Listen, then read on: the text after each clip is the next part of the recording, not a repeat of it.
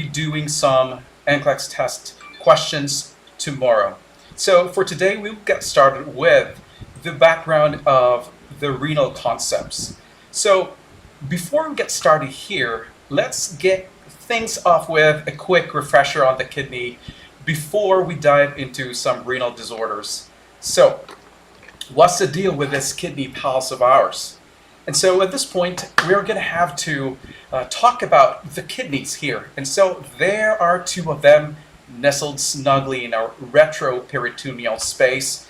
And I want you to picture them like bean-shaped superheroes hanging out in the back of your abdomen. And so now let's break it down a bit further here. And so each kidney is actually wrapped in a neat little package called the renal capsule. And it's kind of like a protective shield. And so inside we've got the renal cortex, which is the home to those tiny but mighty glomeruli where all those action starts. Now, heading deeper, we're gonna hit the renal medulla. And so where you'll find those pyramid-shaped renal pyramids and also the tubules, which are known as the parenchyma. So I want you to think of it as the heart of the kidney where the real work happens. Now at this point, we're going to talk about the nephrons.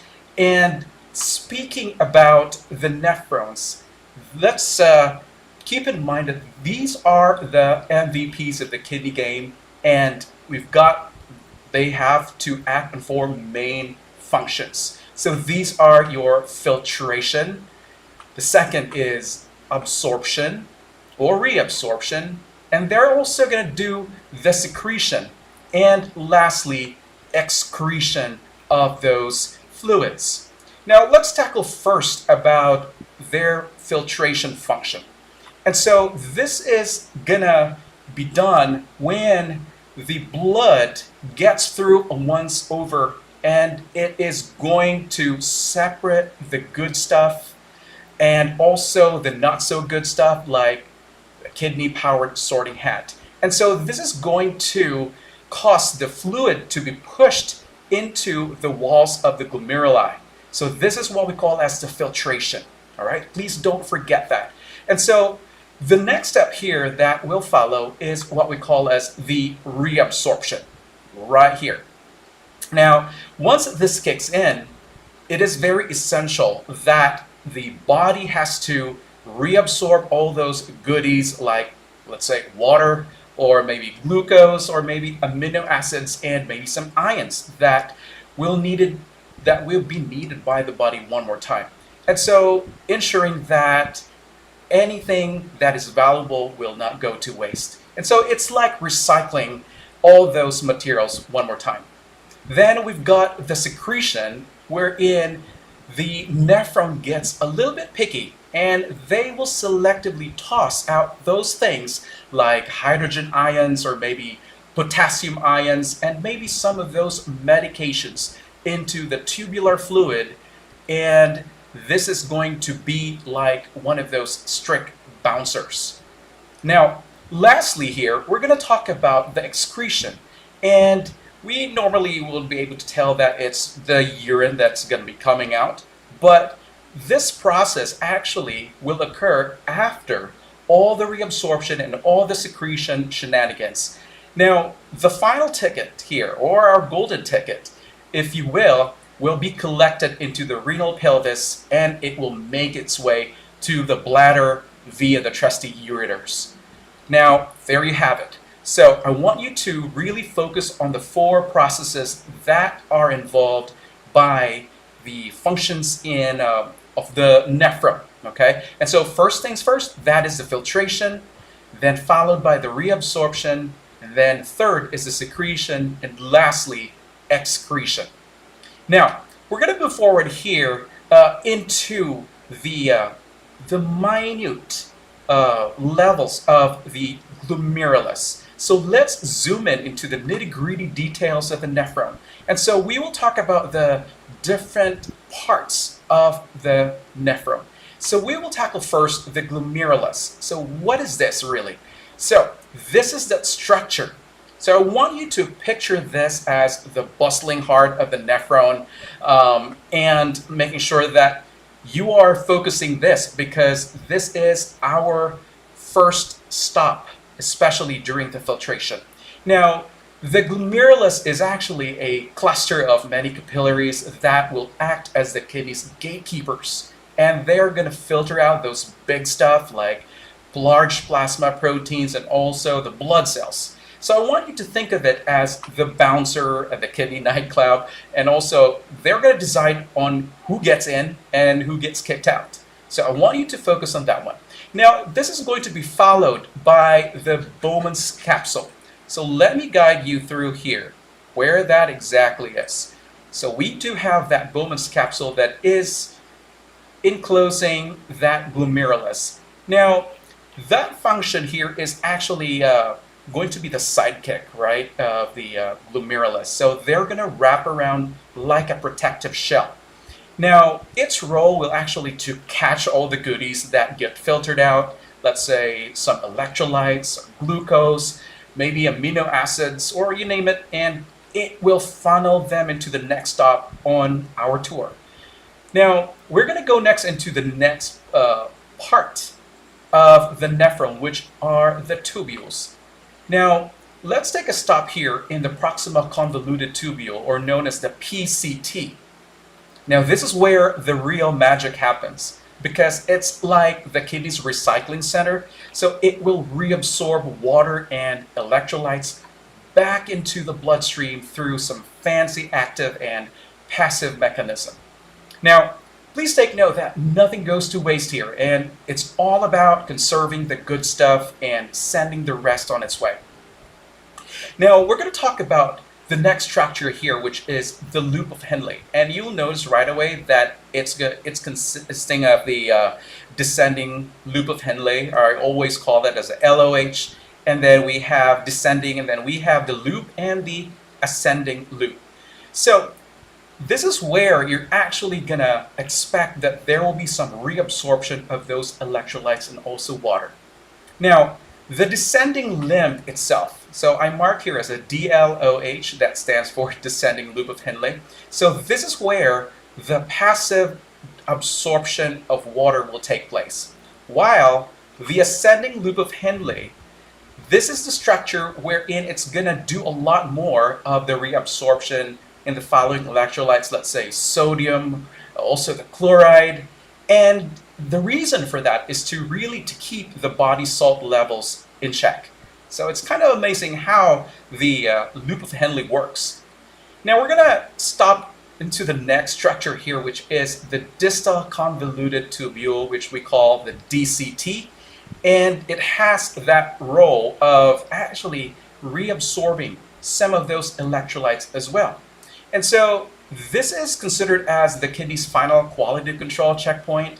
So it will fine-tune the urine by removing any last traces of sodium and water through a mix of active and passive processes. So I hope that you were able to catch all those. And so we're going to have to move forward with the next topic about the anatomy of the kidney. And of course, we're going to talk about the blood supply. So I really want you to guess how the kidneys will receive blood from the heart. Well, as we know that the kidneys are very, not so little, but they really play a vital role in maintaining homeostasis in the body. And so the kidneys are actually going to receive at least 20 to 25% of the total cardiac output. Now imagine that. That's 20 to 25%. So let's say in a minute, the heart will produce about 5 to 6 liters of blood. And approximately every minute, the kidneys will be receiving at least 1,200 mLs. And that's every minute. And so the kidneys would really play that crucial role in filtering waste. And so it also will regulate the blood volume. And so these functions would really require for the kidney itself to be supplied with enough oxygen. And so even so with that kind of hard work, at some point the body will go into some stages, maybe some issues that will happen. Maybe there will be some problems in the heart. Let's say in the case of congestive heart failure, maybe cardiogenic shock, or maybe hypovolemia. And so you're going to expect that there will be a reduction in the blood supply. And so this is really going to compromise the perfusion, supplying the blood, oxygen to the kidneys. And so what we're going to expect here is that there will be a reduction in the renal function. And one of those would be a reduction in the formation of urine, its ability to filter those toxins, and other processes will be greatly compromised. Now, we'll talk about the different kidney functions, and they are so many. And I really want you to pay attention here, because if you don't understand the physiology in the functions of the kidney, you will not be able to grasp about the pathophysiology and also the reasoning why our patients with renal failure will undergo these life-threatening changes. Now, as we go through with the kidney functions, I really want you to pay attention here. Now, one of those expected kidney functions is actually to regulate the acid-base balance. Now, what does that really mean? So in that function, the kidneys will actually help maintain the body's pH, which is actually the blood pH, which is around 7.35 to 7.45. And so it will regulate balancing by selectively reabsorbing maybe the bicarbonate from the urine and also excreting those hydrogen ions into the urine. And so when the kidneys function, especially when this function is impaired, then the body will go through this problem we call this metabolic acidosis. Now, when this happens, you will see the patient having that cosmos respirations. They're going to have hyperventilation, and this is something that you can see in a person with a DKA, maybe diabetic ketoacidosis, or in a person with uremia. Now, we're going to also tackle into the next function of the kidney, which is actually to remove the metabolic waste products. And so please take note that the kidneys are important in filtering out the waste products from the blood, such as the urea, the creatinine, the uric acid, which are all byproducts of protein metabolism and also muscle activity. And so when this function is disturbed, then the body will go into a uremia, okay? I'll say that again, that's uremia. So this is actually caused by the accumulation of the BUN, we call this a blood urea nitrogen, and also the creatinine. Again, why are these two going to be elevated? Well, if there is now an impairment in the filtration, the kidneys will still try to excrete some of the BUN and creatinine. However, the rate of filtration will be greatly diminished. And so when you're going to look into the laboratory of the patient, you will see an elevated blood urea nitrogen value, which is going to be above 20 milligrams per deciliter, or it could be greater than 1.3 milligrams per deciliter for the creatinine. So I really want you to pay attention between these two, because these are the two most laboratory results that we will be looking at if there is impairment in kidney function. I'm not saying that these are just the two, but one of the many. Now, we're going to talk into the next function of the kidney, which is actually to regulate fluid and also regulating the electrolyte levels. By how?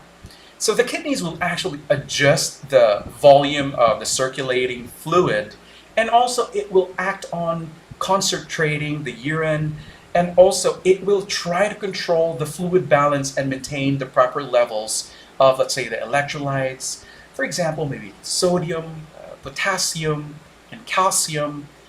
However, though, if there is now an impaired filtration by the kidneys, well, what do you expect here? Well, the counts, especially the electrolyte counts, will be imbalanced. There will be hyperkalemia, wherein there is a value of greater than 5 milliequivalents per liter.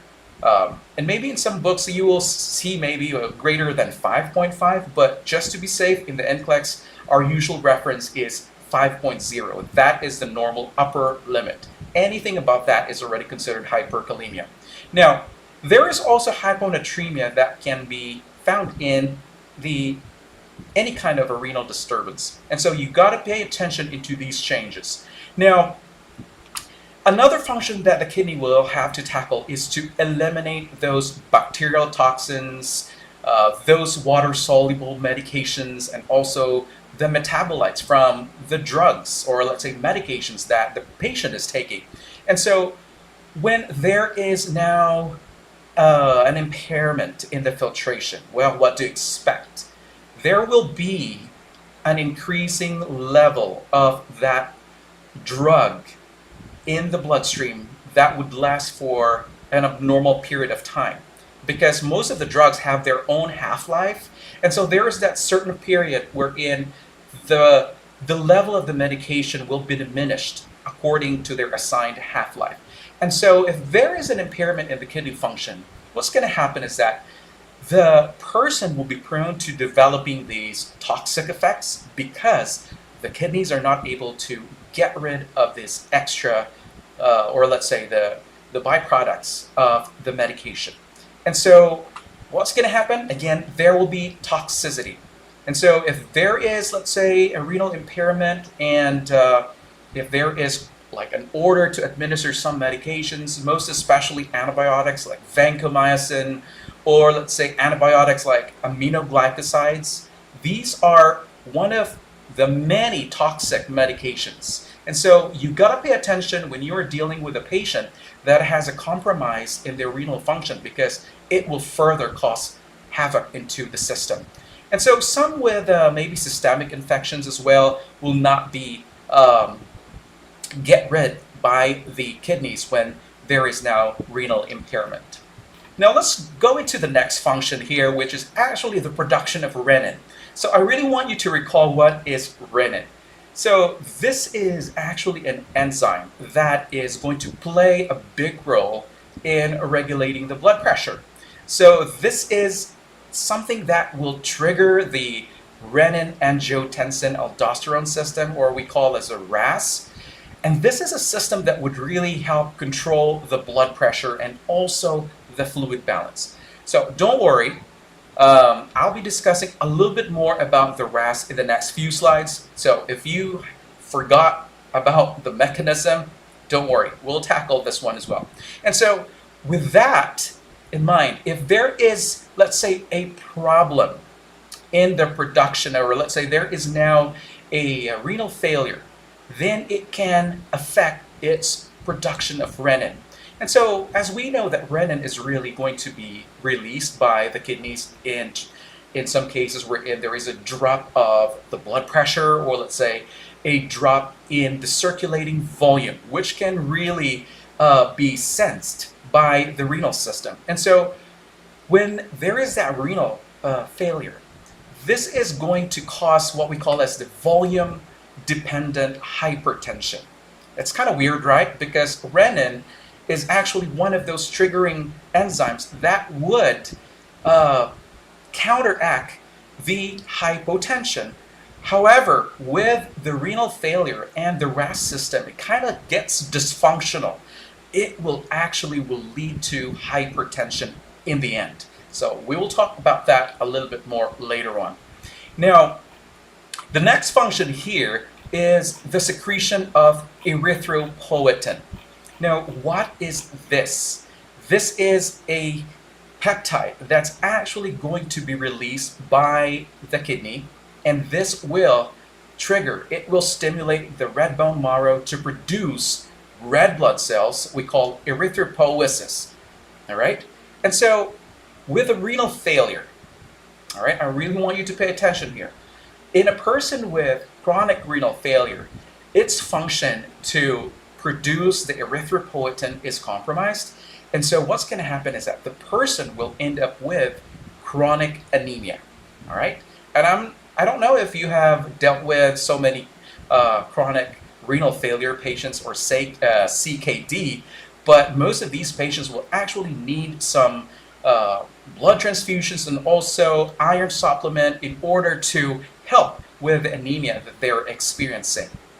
Now, we're also going to talk about the function of the kidney, which actually will be involved in the production or actually the maturation of the vitamin D3.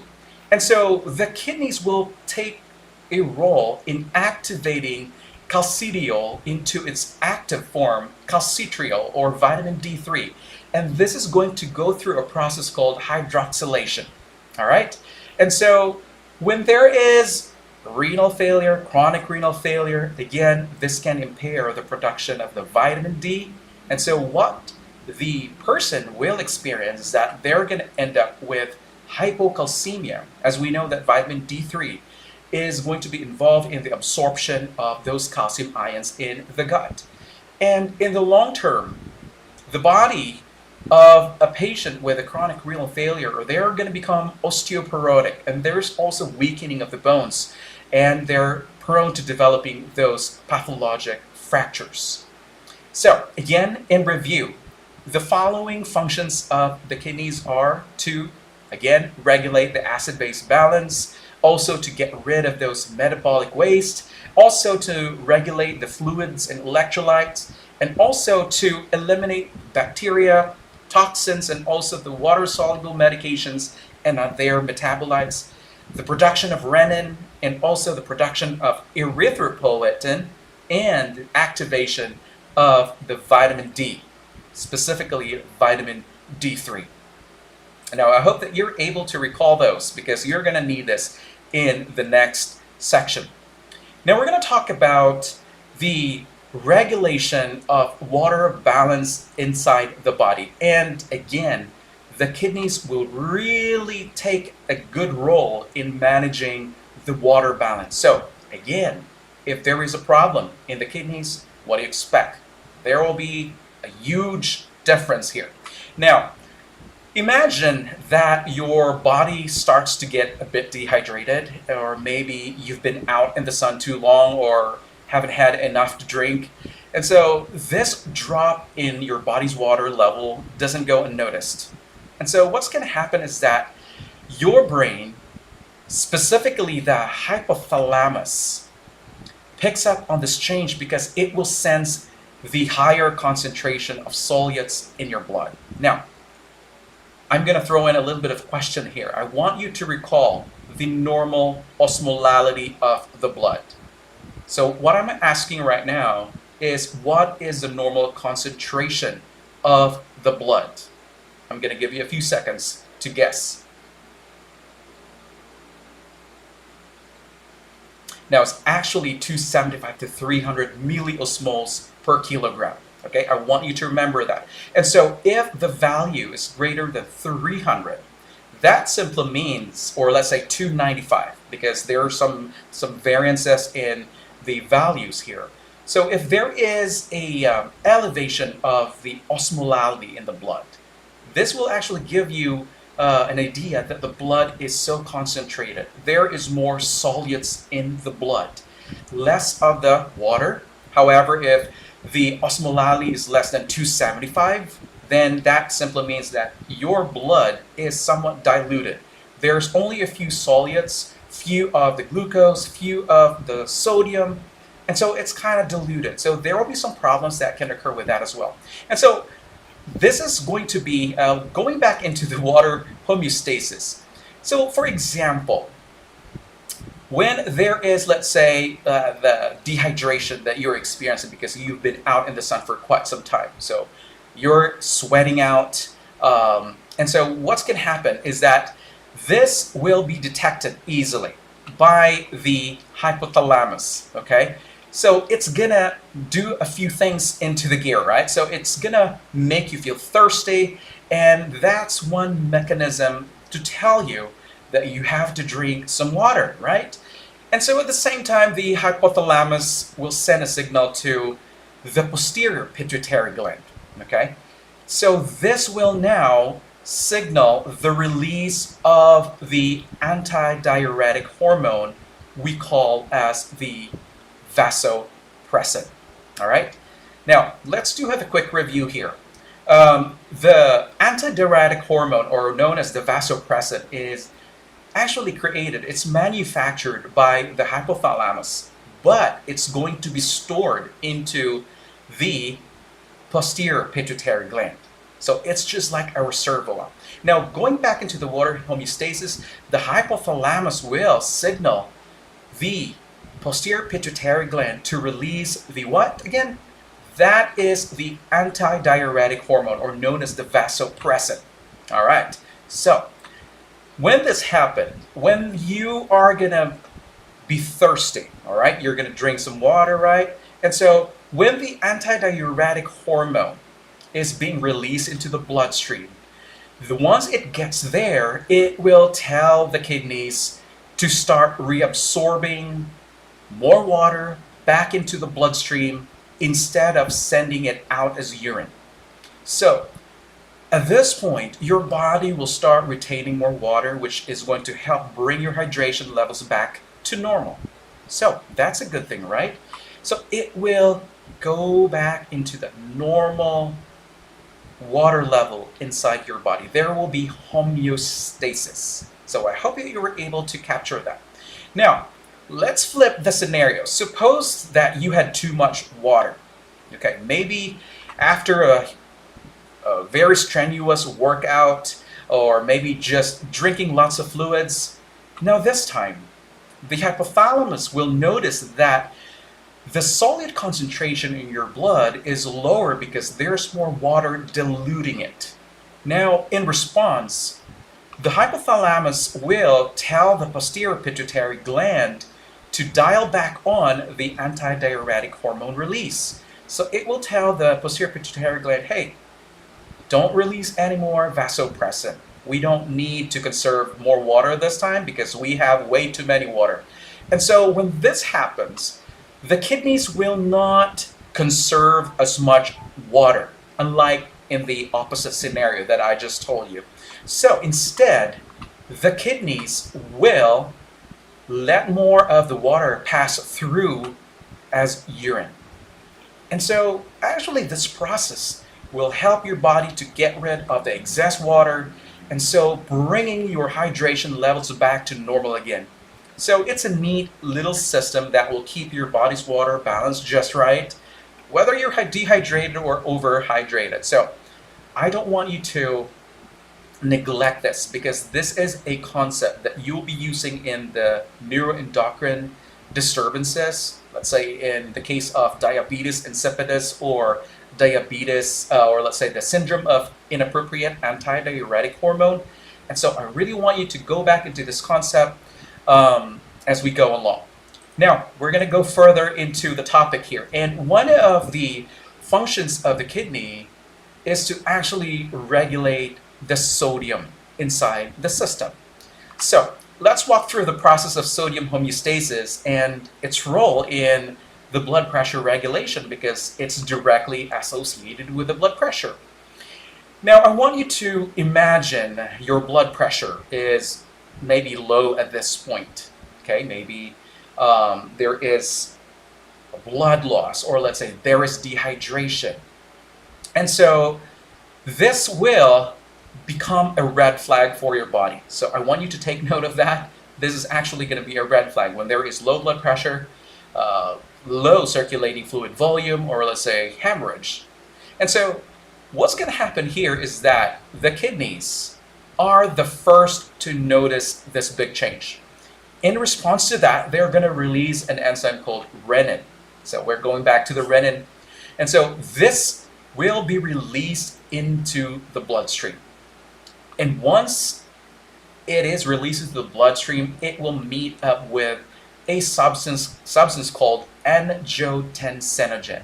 And where is this substance coming from? Well, it's actually produced by the liver, which is actually always hanging around in the blood, well, thanks to the liver, right? And so with the help of the renin, the angiotensinogen will be converted into angiotensin 1, all right? So I really want you to listen right now, because this is where it's going to get a little bit uh, interesting. This angiotensin 1 isn't going to do anything. It's not going to stimulate any at all. And so as the angiotensin 1 circulates through the body, it will eventually pass through the lungs. For example, when the blood comes back to the heart from the upper and lower extremities through the vena cava. And so it's going to go back into the right atrium, to the right ventricle. It passes through the pulmonary arteries and into the pulmonary capillaries, where it will work with the diffusion, right? So there will be exchange of the CO2 and the oxygen. And so when this happens, there is that enzyme we call as angiotensin converting enzyme, and we refer that as the ACE. And so when the angiotensin 1 passes through the pulmonary circulation, it will be converted into an angiotensin 2. All right? So remember the ACE. This is the enzyme that will gladly convert the angiotensin 1 into angiotensin 2. Without ACE, there will be no conversion. Please remember that. And so this can happen if in case a person with hypertension, if they're going to be prescribed some medication, let's say ACE inhibitor, well, the action of the angiotensin converting enzyme will be null. It will not be able to convert angiotensin 1 into angiotensin 2. And we will be talking a little bit more of that in the next chapters. And so please remember the power of ACE converting angiotensin 1 into angiotensin 2. I always like to repeat this because I really want you to retain this in your subconscious. Now, please take note, guys, that angiotensin 2 is a very powerful molecule. It has two main jobs, and we'll tackle the first job it's supposed to do. So, first, the angiotensin 2 will head over into the adrenal glands. It will trigger the adrenal gland, especially the adrenal cortex. Okay? So where are the adrenal glands again? They're, of course, those special organs sitting on top of each kidney. And so when this happens, when the angiotensin 2 triggers the adrenal cortex, it will cause the release of the aldosterone. Again, another hormone here. And this is only secreted by the adrenal gland, the adrenal cortex. So, the aldosterone, when it's released into the bloodstream, this will now stimulate the renal tubules, the kidney tubules, and it will try to reabsorb all the water it can find, and also the sodium and also the chloride. So once this will happen, it will now increase the blood volume, since it's going to pull back all those water, sodium chloride back into the circulation. So in an attempt to stabilize the blood pressure, it will now cause that normalization. Because again, the original problem was what? A drop in the blood pressure caused by a low circulating fluid volume. Now let's tackle the second function of the angiotensin 2. We're not done yet. And so the angiotensin 2 will actually be causing vasoconstriction. So it is a potent vasoconstrictor that it will cause all the blood vessels to constrict. And when that happens, when the lumen of these blood vessels tighten up, this will cause an increase in the blood pressure, in the blood flowing inside them, and this will further help in stabilizing the blood pressure. So, again, we are resolving the major problem that was originally the low blood pressure. So this is the normal mechanism of the renin-angiotensin-aldosterone system.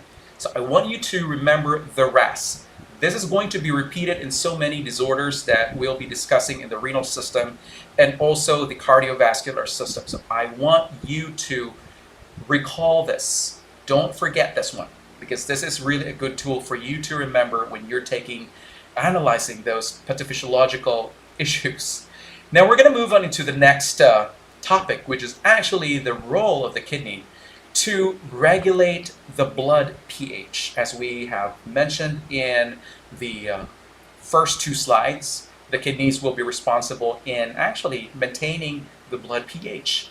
And so we're going to take a closer look at how the body regulates the blood pH balance. And so we're going to use the example of metabolic acidosis in renal failure. And so this would give you a clear picture of how your body responds to and corrects acid-base imbalances. Now, imagine that a person with renal failure, their kidneys are not functioning properly, and so which means they cannot effectively excrete hydrogen ions and other metabolic acids. So when this happens, this is going to cause metabolic acidosis because the kidneys will not be able to get rid them out of the system. So there is now going to be a buildup of the hydrogen ions in the bloodstream. So this is what we refer to as metabolic acidosis.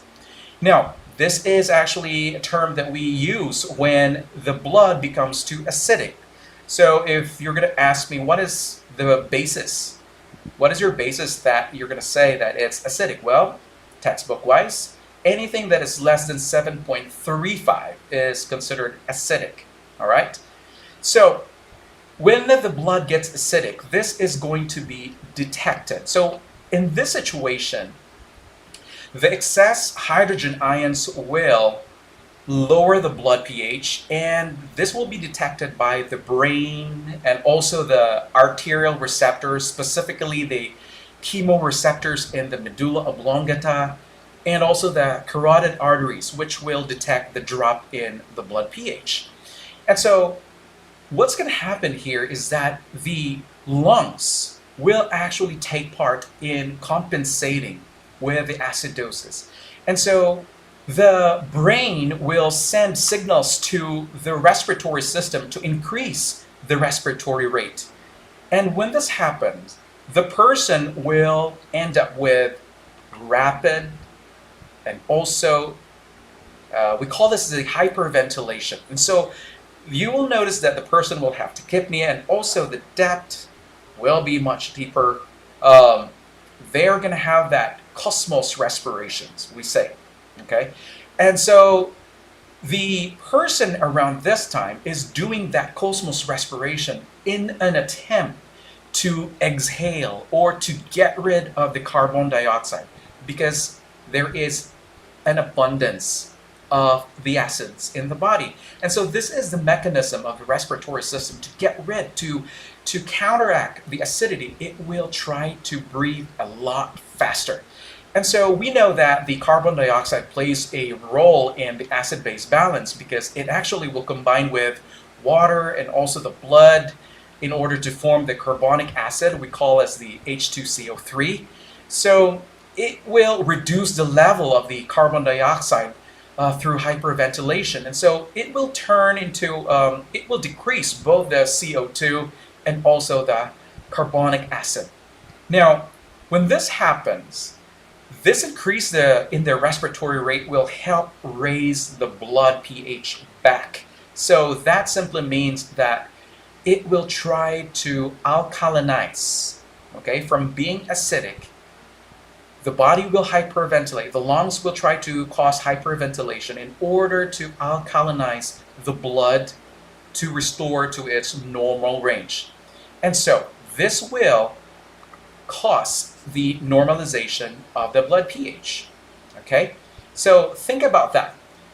The lungs or the respiratory center will be one of those systems that will actually act fast in response to any problems in the renal systems in the case of acidosis. Now, in a different scenario this time, so how will the body or the kidneys will associate itself in the regulation of the pH?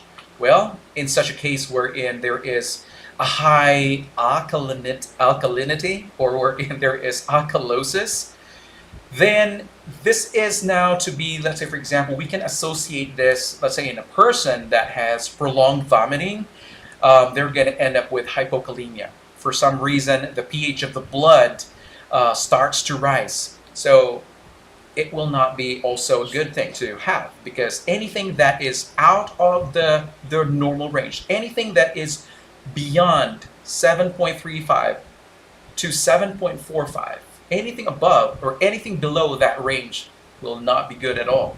And so this will cause the alkalinity to rise when there is alkalosis, and maybe there is that condition because of an excessive loss of the hydrogen ions, or maybe an excess in the production of the bicarbonate in the blood.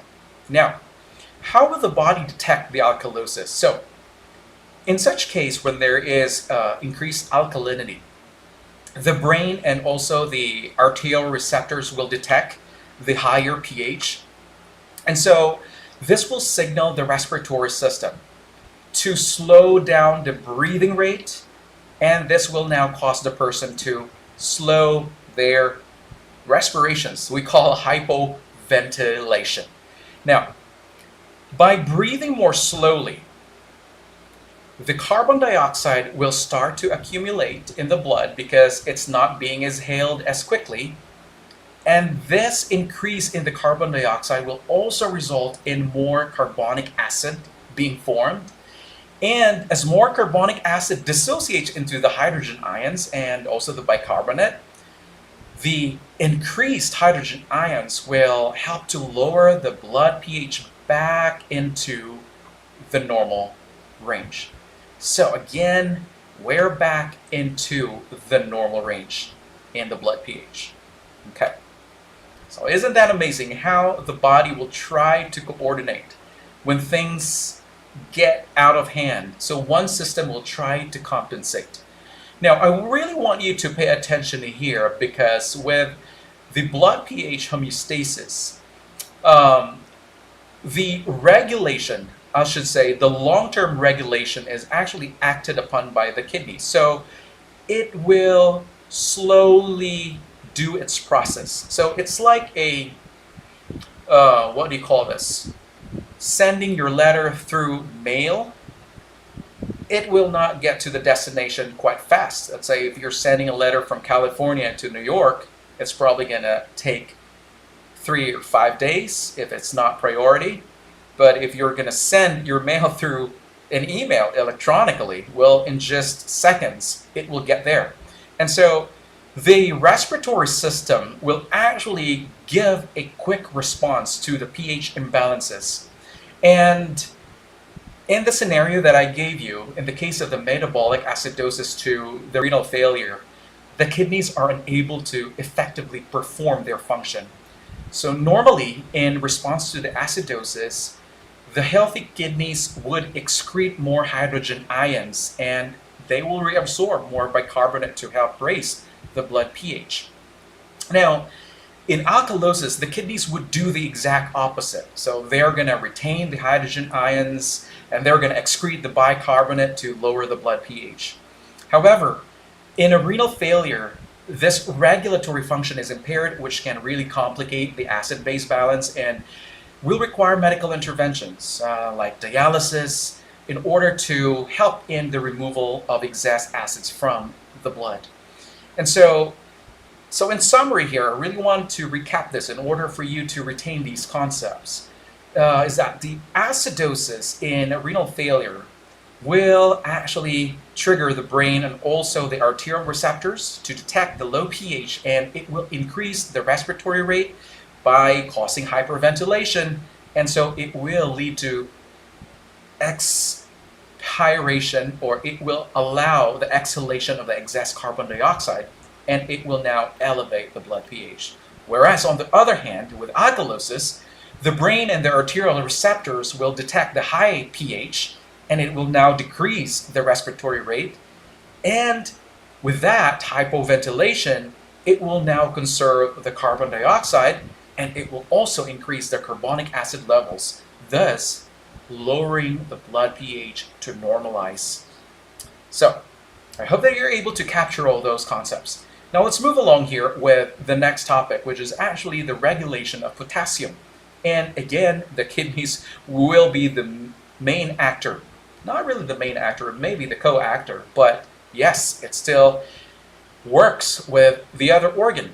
And so I'm going to present you here a detailed process of how your body will regulate the blood potassium levels, focusing on what happens when those levels are going to be too high in a case of hyperkalemia, or let's say if it becomes too low, or hypokalemia. And so we'll look into the roles of the aldosterone and also the kidneys in maintaining the balance. And so at this point, when there is hyperkalemia, so please pay attention here, the value I put here is anything that is greater than 5 milliequivalents per liter. This will be our reference, even though in some literatures that they're considering 5.5 or 5.3 milliequivalents per liter, I would not use that in reference in taking for the NCLEX exam, because in NCLEX, we're going to use the 3.5 to 5.0 milliequivalents per liter. And so in such a case with hyperkalemia, when the blood potassium goes up, exceeding the 5.0, the body will recognize this and it will try to correct this imbalance. And so the hyperkalemia can occur in the body because it could be that there is now a dysfunction in the kidney. It could be that there has been a prolonged dehydration, or it could be blood loss, or let's say in a case of excessive potassium intake, or maybe the intake of some medications like lisinopril, or let's say the angiotensin receptor blockers.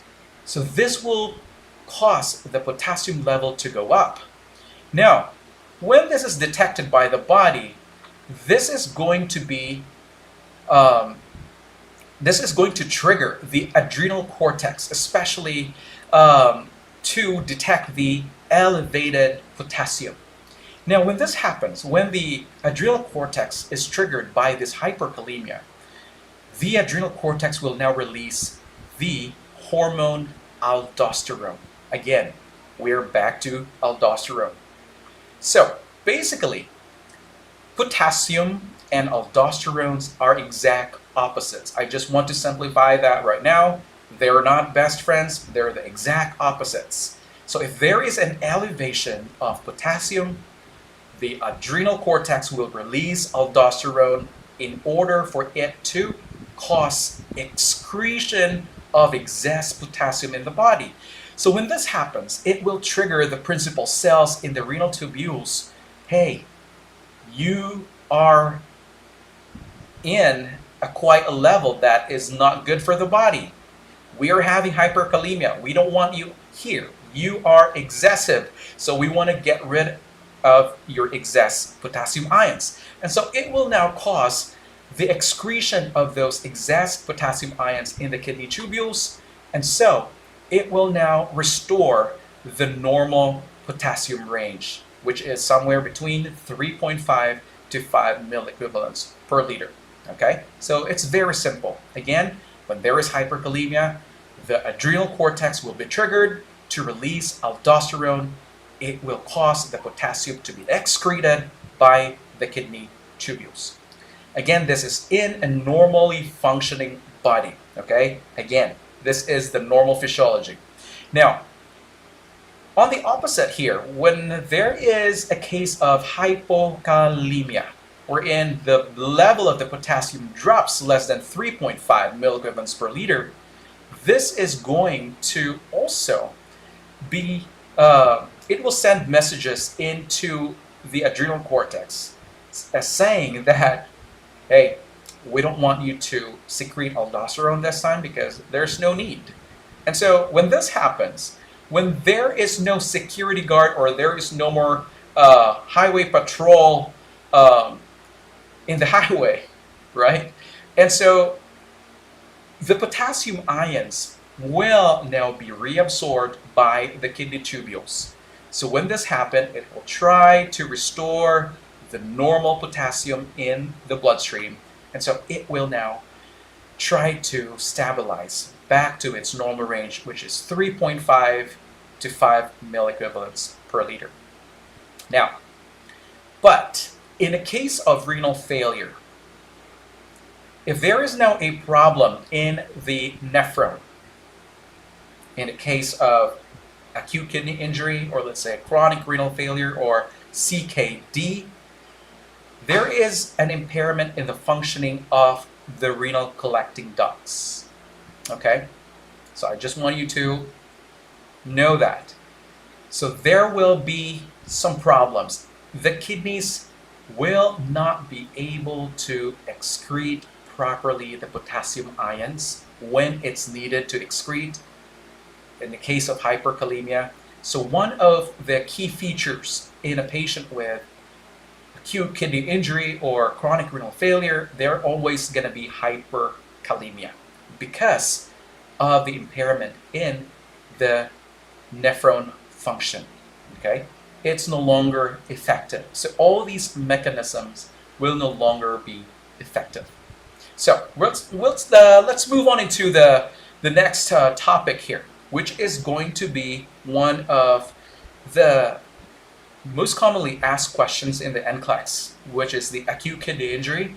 And so this is formerly known as the acute renal failure, or AKI, acute kidney injury. So at this point, I really want you to picture you've got two kidneys, right? So those bean-shaped organs tucked away in your back. In a case of acute kidney injury, or AKI, there is a sudden glitch in their usual smooth operation. Okay? There is that sudden glitch.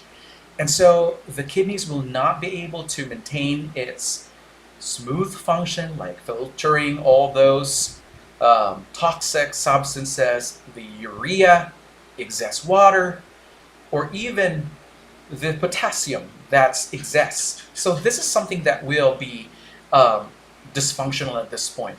So at this point, instead of happily filtering the blood and making the urine like they usually do, they'll start slacking off, and that's when things get messy. And so we're going to talk here about the different types of the acute kidney injury and also the causative factors. So we'll tackle first about the pre-renal causes. So the pre-renal causes are actually those factors that will cause an impairment in the blood flow to the kidneys. Again, think about the blood flow to the kidneys. That is the problem this time with pre-renal. That's why it's called pre-renal.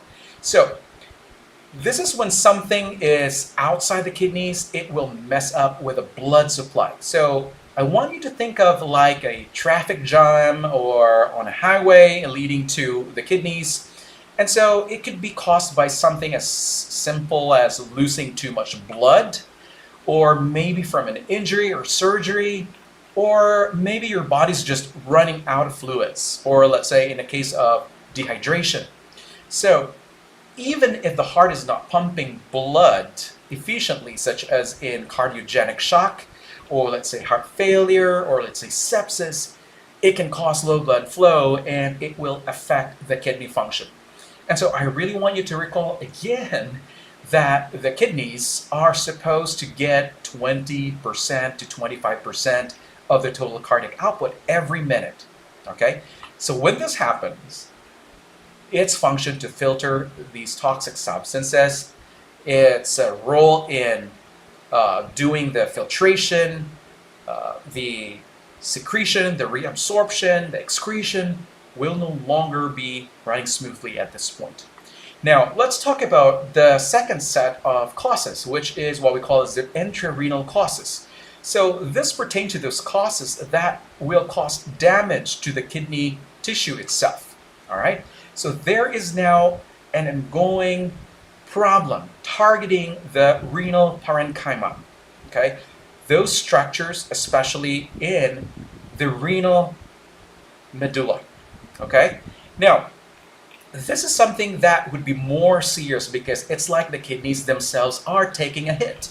And so maybe they've been exposed to some toxic substances like maybe medications, or let's say toxic chemicals, or maybe there is a blockage within the kidneys, like a clog in the plumbing, all right?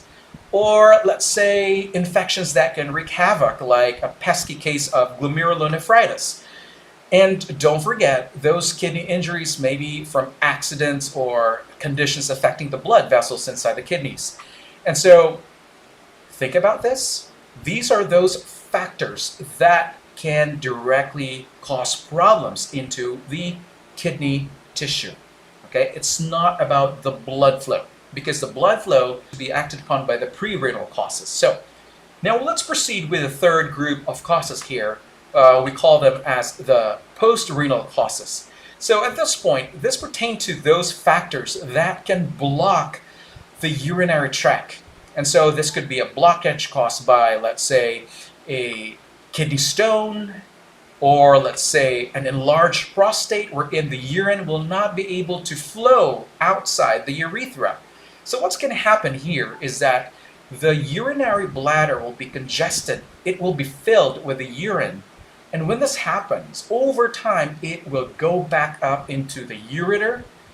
It goes back up into the pelvis of the kidney, and it will cause problem into the renal parenchyma. So it will destroy those special structures inside the kidney. So this is what we call as post-renal causes. So the other factors could be tumors that could also affect, or it could, what do you call this? Slow down the outflow of the urine into the urethra. Or maybe some of those, again, like polycystic kidney disease. So those are the things that can really be considered as post-renal causes. Now at this point, we're going to have to dive into the phases of acute kidney injury, starting with the oliguric phase. So I want you to tell you ahead of time that there are 3 phases in AKI. And so one of the first phases here, or the first phase really, is the oliguric phase, followed by the diuretic phase, and then lastly, the recovery phase. Now, in the oliguric phase, please take note that not everyone experiences oliguria, which is just a fancy term of decreasing urine output. For some lucky folks, their urine flow will remain normal, even though they already have the acute kidney injury. But for those who experience oliguria, we're talking about a urinary output of less than 0.5 mL per kilogram per hour in the pediatric population, or less than 400 mL per day in adults. Now, this phase actually will last for about 8 to 15 days, and it's going to be marked by a sudden decrease in the urine output. That's why it's called oliguric phase. So at this point, if you're going to ask, what are the signs that your patient might have in this phase? Well, keep an eye out for the signs of excess fluid, like, let's say, hypertension. So that is one. There is also going to be development of edema, swelling. There's also going to be effusion in, let's say, the lungs. There will be pleural effusion. There are also going to be pericardial effusion. And so the patient here will also show symptoms of heart trouble. Maybe they're going to end up with some dysrhythmias, or let's say heart failure, or even pulmonary edema, which is actually the buildup of fluid inside the lungs, because it's now trying to, the circulation here, especially in the heart, is kind of backed up. And so it will also cause some vasodilation. It will cause some shifting of fluids into the interstitial tissues and also into the alveoli. And this can also lead into what we call as pulmonary edema. Now, another key feature that you will see in a patient with the AKI, especially in the oliguric phase, is that they're going to end up with uremia. Okay, so what is uremia? I want you to really get familiarized with the word, because uremia will do a lot of things in a renal patient. So this is basically the buildup of the waste products in the blood, the creatinine, the blood urea, nitrogen. And so this can cause some uncomfortable symptoms into the patient. It's going to cause nausea, it can lead to vomiting, and it can also cause some itching. All right? And we will talk a little bit more of that later on. And don't be surprised when the person with the oliguric phase AKI, they're also gonna potentially gonna have some metabolic acidosis in a severe form, which is actually a type of breathing. And this is gonna lead them to have the Cosmos respiration. Okay, so this is the type of breathing that I'm referring to. Now, the person with the AKI in the oliguric phase, they're gonna manifest some neuro changes. They're gonna become some kind of like drowsy, maybe lethargic, and then they will become obtunded because of the uremia accumulating in the bloodstream, and it can cross also the blood-brain barrier. And so the person here will become disoriented, and all of a sudden that familiar person will no longer be able to tell who you are, and so they'll also become disoriented to where they're at. They're not going to be able to tell the date and the time, and sometimes maybe they're not going to be able to remember their birthday. And so, to some extent, if the uremia is so severe, they're going to end up with some state called uremic encephalopathy. And this is basically what we call as the brain fog caused by the problematic kidney. And so, again, that is the uremic encephalopathy. Now, another thing that you're going to be seeing into this patient when you're assessing the patient with oliguric phase AKI, they're also going to manifest some signs of pericarditis. Let's say they're going to have a friction rub, there's going to be chest pain, especially with the deep breaths.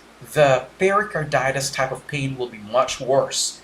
And they're also going to experience some low-grade fever, and that is something that will be associated with a pericarditis.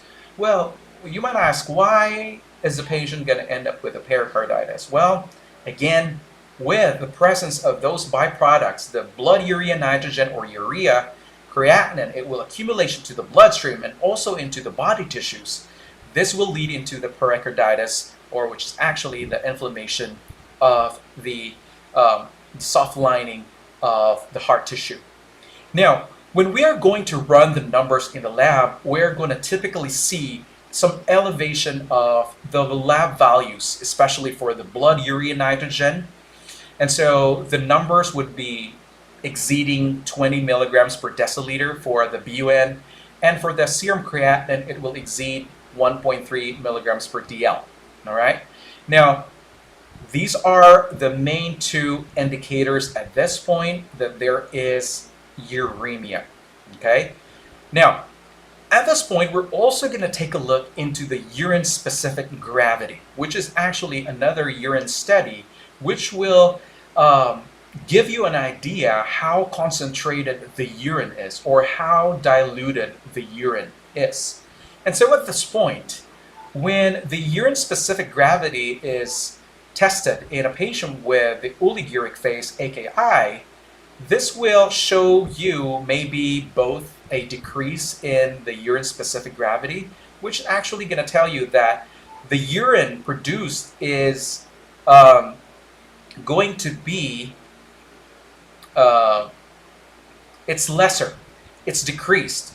So it is actually diluted urine, okay? Or it could be normal, okay? So if the issue is within the kidneys themselves, so it would be between either decreased or a normal specific gravity. So it's not as significant at this point yet. Now also, we're going to expect a reduction in the GFR. We call this the glomerular filtration rate, and also the creatinine clearance. And so I put here the lower normal value of the GFR, which is basically less than 90 mLs per minute per 1.73 meters squared. And so this would be our standard number that we're going to refer to. So this is the normal lower limit. So anything below that is already considered as low GFR. Now, I don't want you to get confused here, because in some age groups, especially in the elderly, it is expected that their GFR will be slightly lower. It will, the kidney function, when the person grows older, it will go down in its value. So the kidneys will deteriorate with the aging process. And so this is just my standard right now, especially when we are dealing with a sick adult, especially in any kind of medical, surgical kind of situation. And so this would be the cutoff. And so anything below that is considered as a decreased GFR. Now, if we're talking about the creatinine clearance, the reference value here for the male, it's 107 to 139 mLs per minute. That is the normal range. So when we're talking about a decrease in the creatinine clearance, well, that would be much lower than 107 for the male patients. If it's a female patient, well, it would be less than 87 mLs per minute. So I really want you to focus into the lower limits at this point, because this would be our reference value.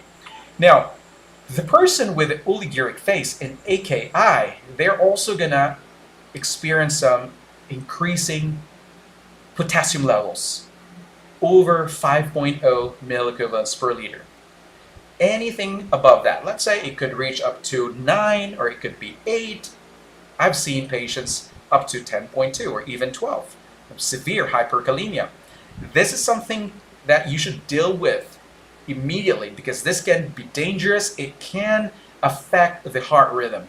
So when you're going to encounter a case in the NCLEX, when you're going to be asked, if you're going to be shown a laboratory result of a potassium level that's above 5.0, and let's say if you're going to be given a scenario with a potassium level of a 9 or 8, let's say a moderate or a severe hyperkalemia, all the more that you'll be on your toes at that point.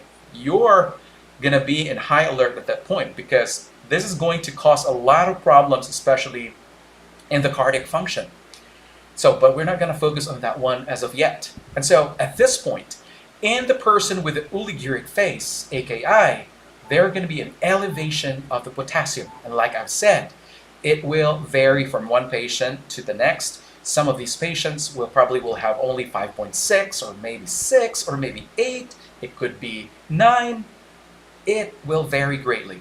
And so the manifestations will also vary from one patient to the next. And this will also be dependent on how severe the hyperkalemia is. Now, another problem that is associated with the oliguric phase is that there will probably be a normal or a decreased level of the sodium level. Now, I really want you to recall the range, the normal range of 135 to 145 milliequivalents per liter. That has never changed. 135 to 145. So, with that, there's also going to be another issue in the electrolyte imbalance. There will be a drop in the calcium level. So that would be less than 8.5 milligrams per deciliter. So in the NCLEX, most of the time, it will use the milligrams per deciliter, okay? So forget the milliequivalents, because it's not going to be used in the clinical setting. Most of the healthcare institutions, even in the laboratory reports, we rarely will see milliequivalents per liter as a unit of measure for calcium. We will be using a whole lot more with the milligrams per deciliter. So anything below 8.5 is considered hypocalcemia. And so the person with the oliguric phase, AKI, they're also going to be hyperphosphatemia. So the amount of phosphorus in the bloodstream will be elevated, which is greater than 4.5 milligrams per DL. All right? Phosphorus is elevated in AKI, oliguric phase. Now, so in a nutshell, the oliguric phase of AKI is like a traffic jam on the kidney highway. So it's going to cause a pileup of problems throughout the body. So again, I really want you to review. So in the oliguric phase, there will be problems with fluid retention, there will be hypertension, edema, effusions in the lungs, pericardial effusion, pericarditis, there will be dysarrhythmias, there's also accumulation of the BUN and creatinine. It will also affect the cognitive function of the person. It can also lead to metabolic acidosis, and also um, some problems, especially with the fluid excess here. So you're gonna encounter a whole lot of these patients in the hospital. They're gonna end up with pulmonary edema, heart failure. So they're gonna end up with shortness of breathing. And that's one of the main key reasons that they will get admitted, because of the shortness of breath caused by the fluid overload into their body. Now, let's move into the next phase here, which is basically the diuretic phase. Now, in this phase, you gotta be careful here. Why? It's not that the body is now improving. Yeah, maybe it's improving, but the problem here is that the person or the patient with the diuretic phase, AKI, they're gonna end up with or let's say I should say, an excessive amount of urine output. I'm talking about 4 to 5 liters of urine output per day. That is ridiculously too much. So your patient's urine output is off charts. It will really be like a mini waterfall flowing out of them. And so this increase gonna happen gradually, like turning up on a dial in a faucet. And so they're gonna be peeing out of a whopping 4 to 5 liters daily. And so your concern here will be the dehydration. There will be fluid volume deficit. That is the main issue here. I'm talking about deficit that is not a joke. We're talking about massive fluid volume deficit. It will cause a whole lot of problems in the cardiac function, the hemodynamics of the patient, and it will affect a whole lot of body organs as well as in system. Now, with a massive diuresis in the diuretic phase, that's actually enough to fill up a couple of big soda bottles every day. And why is this happening?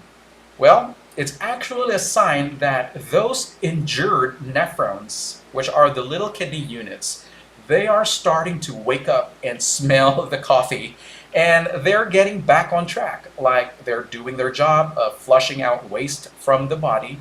So it's like flexing their muscles after a tough workout. But here's the catch. With all that extra fluid leaving inside the body, there is a risk of dehydration creeping in. I cannot emphasize more than enough. It will cause dehydration. And so it will cause a drop in the blood volume and also the blood pressure. And so with that, the body will try to compensate by causing the heart to beat faster. There will be tachycardia. So it's like the heart is running in a marathon. And we definitely don't want our patient to feel dizzy or weak. However, though, on the bright side, the kidneys at this point will start to bounce back. So we will start to notice a positive change in the patient's mental sharpness. So as we recall, in the oliguric phase, remember that the uremia will cause their cognitive function they're going to have some uremic encephalopathy. There will be fogginess in that phase.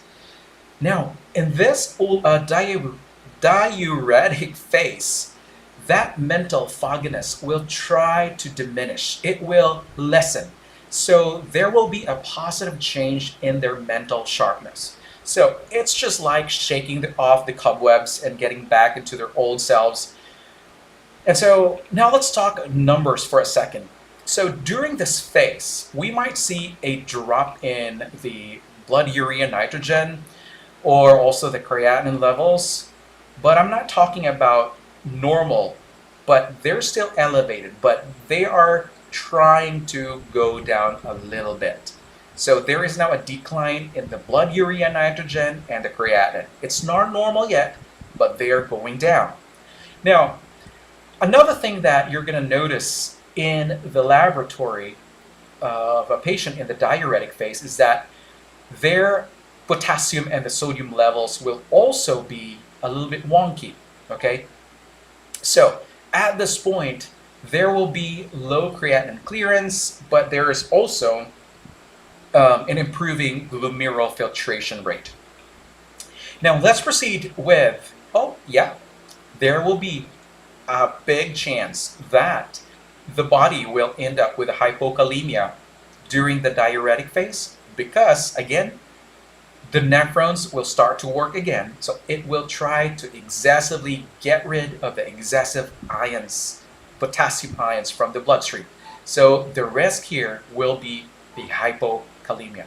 Again, this is less than 3.5. And the manifestations can vary. It could be just an acceptable low range, maybe 3.3, 3.4, 3.2. So the patient here will have maybe mild form of hyperkalemia manifestations.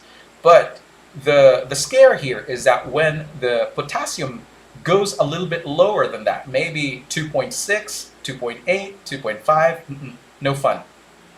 You're not going to be walking too slow in the med-surg unit this time. You're going to be running. You're going to have to keep an eye on your patient this time when you have a hypokalemic patient. Now, another problem that can happen here is a drop in the sodium level. There will be hyponatremia. That would be less than 135. Again, the manifestations can vary here. It could be just a mild form of hyponatremia, maybe 130, 132. But if you're not really keeping an eye on your patient, they're going to diuresis. They're going to run out of the sodium ions in their body. They're going to have severe form of hyponatremia. It could be as low as 116, 115, 114, and it's no joke. Your patient at this time will suffer some possible seizures. Their level of mentation will be different. They're going to be obtunded, stuporous. They're not going to respond to you when you're talking to them. So your patient needs to be dealt with accordingly at this point. Now, another thing is the hypovolemia. Like I've said earlier, there is massive dehydration, so it will generally affect the whole body systems. Now, at this point, we're going to chat about the third phase in the acute kidney injury. So we're going to talk about the recovery phase, okay? So this is what we call as the comeback trail for those hard-working kidneys. So let's break down nice and easy this phase. So what is the recovery phase?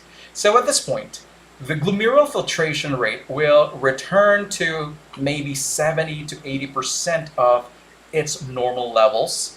But this is something that will gradually occur. It could span from 1 year to 2 years. And lucky for those patients that can have some full recovery, because I've seen patients who had a prior history of acute kidney injury, and then when they come back to the hospital for another reason, they're not in the hospital for renal failure, but maybe some other things, you will see that their kidney function is good, their glomerular filtration rate is within the acceptable range. So there are some lucky patients that will have some recovery. So that's good for them. Now, at this point, there will be some normalization of the urinary output. And so here's a kicker though. This recovery isn't a sprint. Again, it's like a marathon. It will take time. It will usually take place about 1 to 2 years for our kidneys to fully recover, to find their footing again. And so patience is the key. But here's the good news. As time kicks in on, things start to look up. And so when this happens, there will be some improvement of their cognitive function. There's also their brain power will also get a boost, right? They're also going to be a return of their physical stamina, okay? And also, the old pals, the BUN and the creatinine at this point during the recovery phase will start to settle down and they're going to stabilize, finding their happy place. So congratulations for those patients that have at least recovered. But again, for those who are not, they're going to transition into chronic renal failure. Okay, but we're not done yet with AKI. We're just talking about the phases. And so at this point, we're going to have to proceed with the different clinical findings that you need to know about. I'm not quite sure if you have dealt with a real AKI patient during your clinicals, but this is the time for you to recompose your brain, make sure that you will recall this up until you're going to become nurses, right?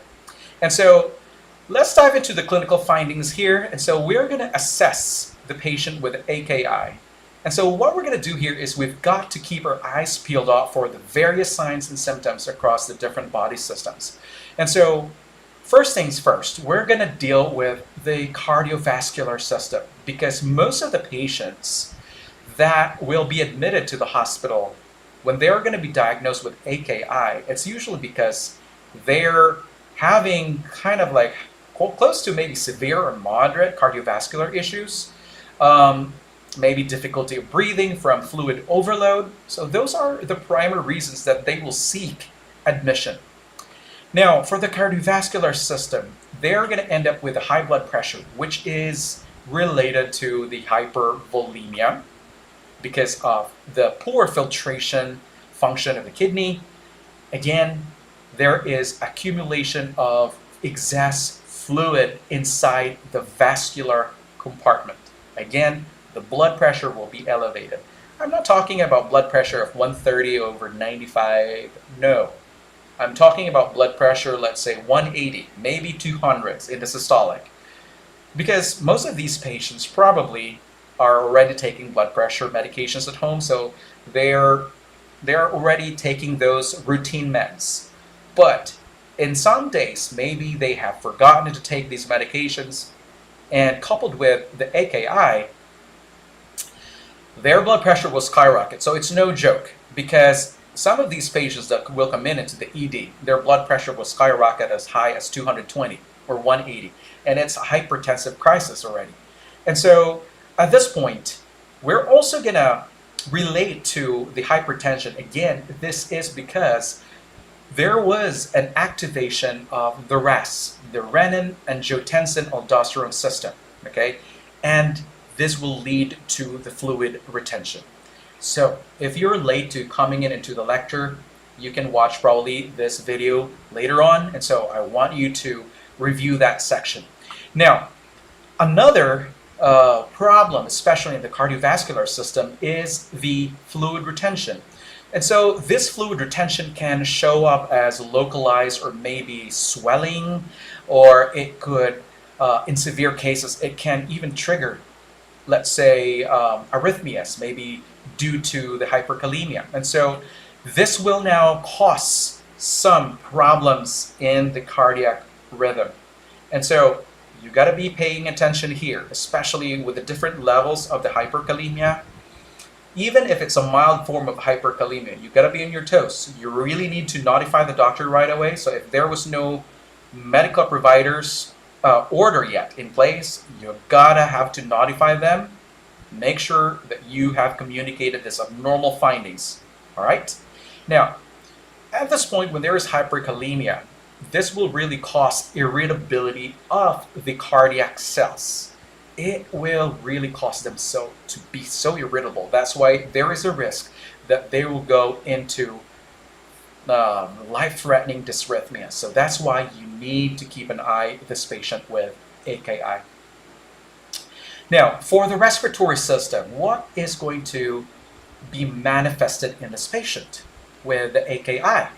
Well, they're not going to come into the hospital because they're hungry. They're not going to come into the hospital because they're thirsty. No, they come into the hospital because they're short of breath, they're hypertensive, they're feeling like they're going to die anytime soon. And so the manifestations that you will find in this patient, maybe there is now some form of pulmonary edema. There will be crackles, there will be hypoxemia. Their oxygen saturation levels probably will drop into the 80s. Not good. They're going to be short of breath. Patients wouldn't like to be short of breath, right? And so this is one of the reasons why they will seek admission to the hospital. The shortness of breathing is not relieved by deep breathing, or maybe the use of oxygen that they have at home, or maybe using an inhaler is no longer working for them. And so this is caused by the fluid volume, and this is not going to be treated by any inhaler. And so with that, the reason for these manifestations, the crackles, the low oxygen saturation, the shortness of breathing, it's caused by the fluid consolidation in the lungs. And this is because there is now an increasing hydrostatic pressure, and also there is an increasing pulmonary capillary permeability. And so what is actually happening here is that with the increasing volume inside the blood vessel, it's congested, right? And so the hydrostatic pressure, its pressure will try to push those excess fluid into the walls of the blood vessel, the capillaries. When it's pushing all those fluids into the walls, with the stretching of the walls, it will become more permeable. So let's say, for example, the capillaries in the pulmonary tree, where they're going to be picking up oxygen with the alveoli. So with that, it will cause some shifting of the fluids from the capillary, congested capillaries, into the alveoli. So that's why you're going to hear some crackles when you're auscultating your patient. So that is one reason why there is pulmonary edema, okay? Because of the increasing hydrostatic pressure, but there also is increasing pulmonary capillary permeability. Now, again, when I'm talking about pulmonary edema, that's no joke. That is a medical emergency. The patient should be treated right away with diuretics when they're going to experience pulmonary edema. They're going to be air hungry, okay?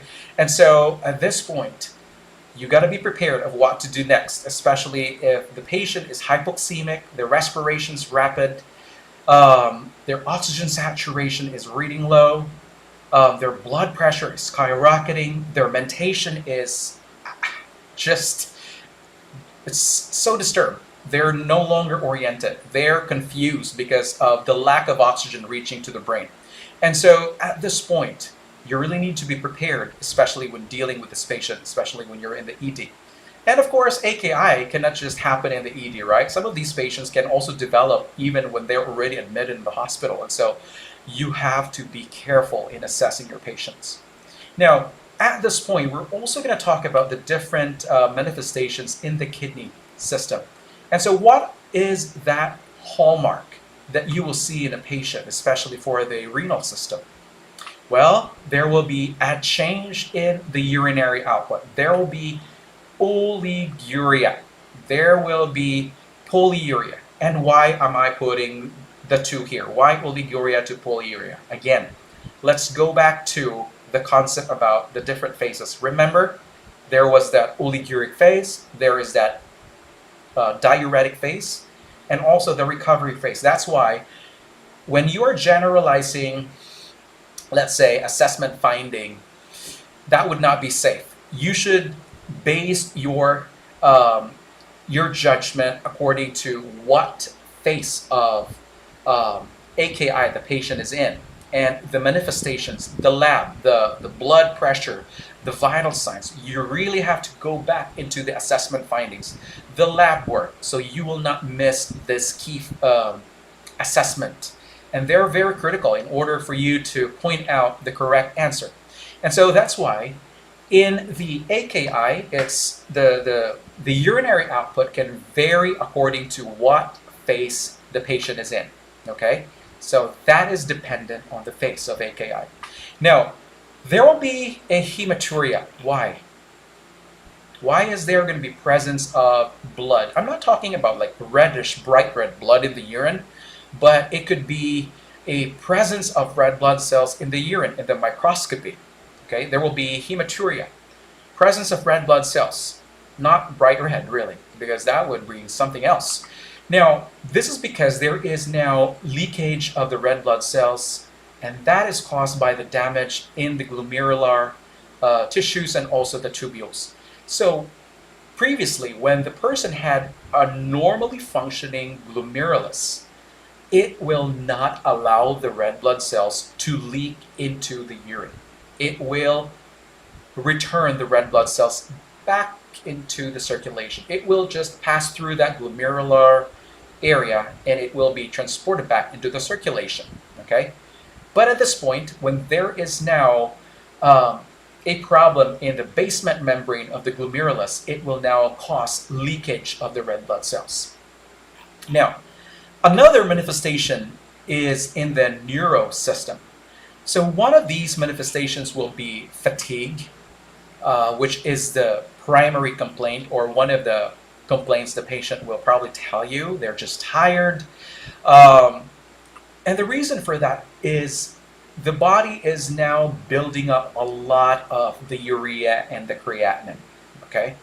So again, that's the reason why the patient gets so exhausted. They will be slow, they will be sluggish, their brain function is just not too good.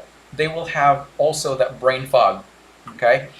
Another thing is that they're going to have muscle spasm. And why? Because with the patient in an AKI, this can also lead to an imbalances in the electrolytes. We're talking about the potassium, okay?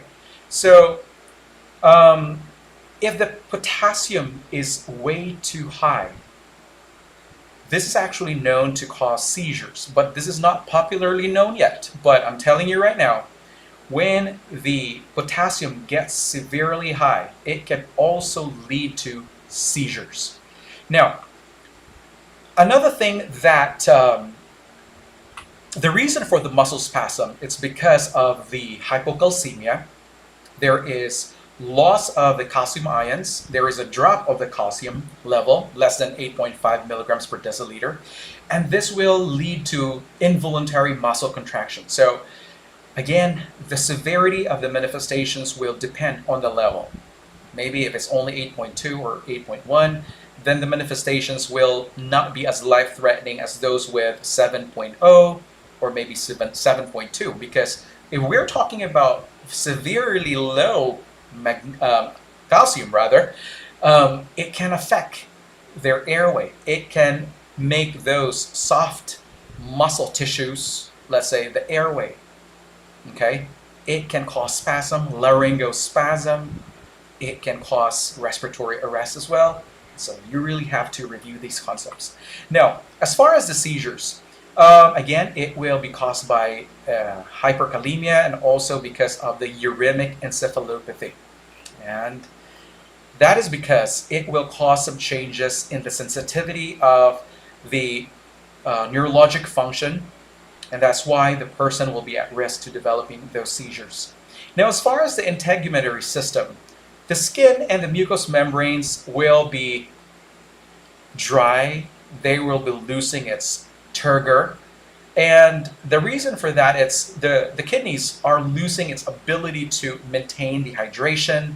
And that is why the person will end up with significant fluid and electrolyte imbalances. Now, at this point, let's chat about the game plan when it comes to nursing intervention. So, for acute kidney injury.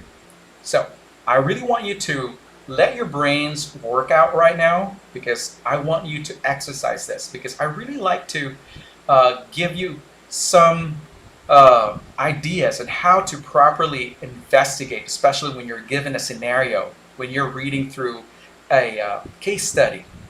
And there will be follow-up questions. There will be laboratory findings, diagnostic tests.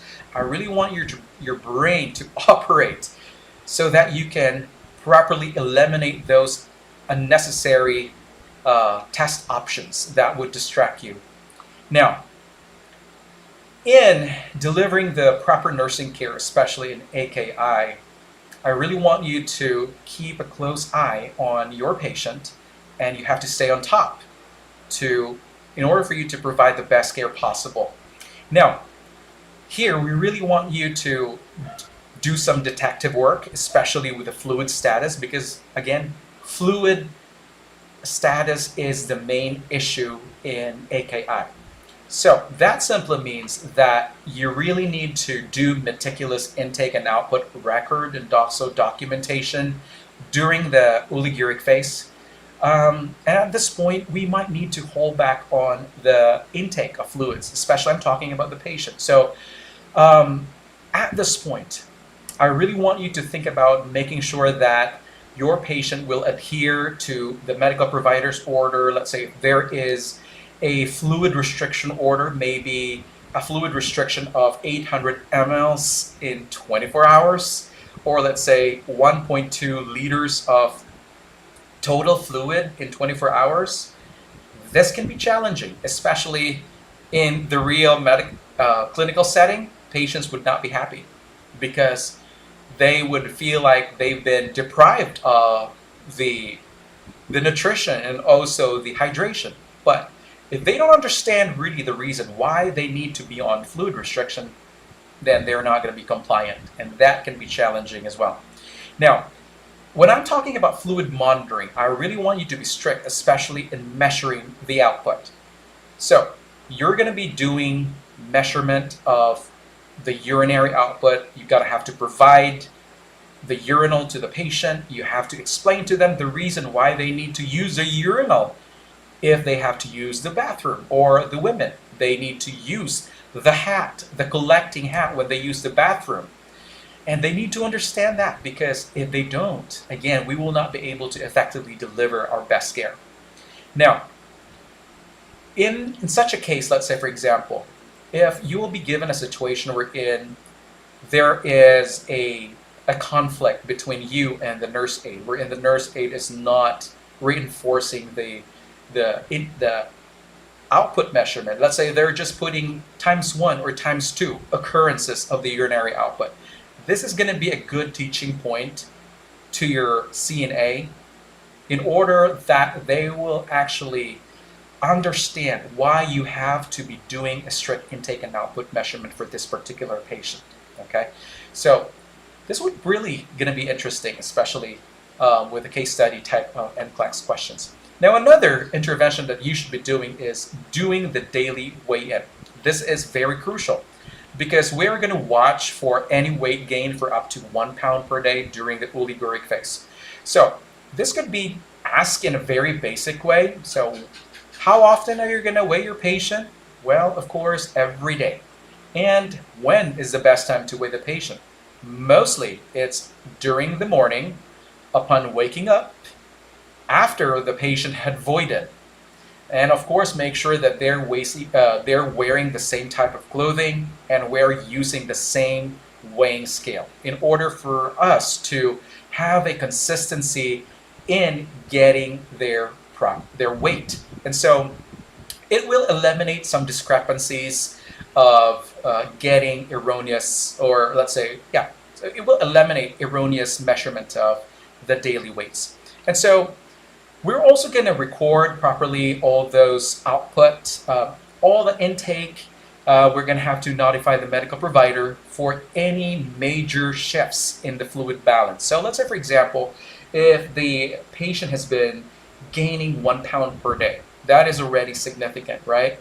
And so we are going to have to notify the medical provider right away for that big change. All right, so we can investigate further. Is it something that maybe the patient was not adherent to the fluid restriction, or is it basically just the patient is just having some severe problem with the kidneys? They're just retaining way too much. And so at this point, with the care of our patient, we want to make sure that we're also promoting optimal nutrition, making sure that they are getting enough protein, aiming for at least 0.6 to 2 grams per kilogram per day. Okay, and we're also gonna keep an eye on those serum lab values, or let's say the urine lab values, especially the electrolytes.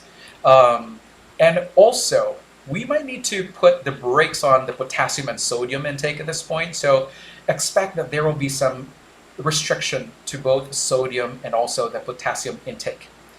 Now, I'm getting serious here because when the patient will have an elevated potassium level greater than 5.0, now supposing the patient comes into your unit and they come in with a potassium level of 6, maybe 8, or maybe 9, your medical provider might give you a prescription to give Kayexalate, which is the sodium polyestyrene.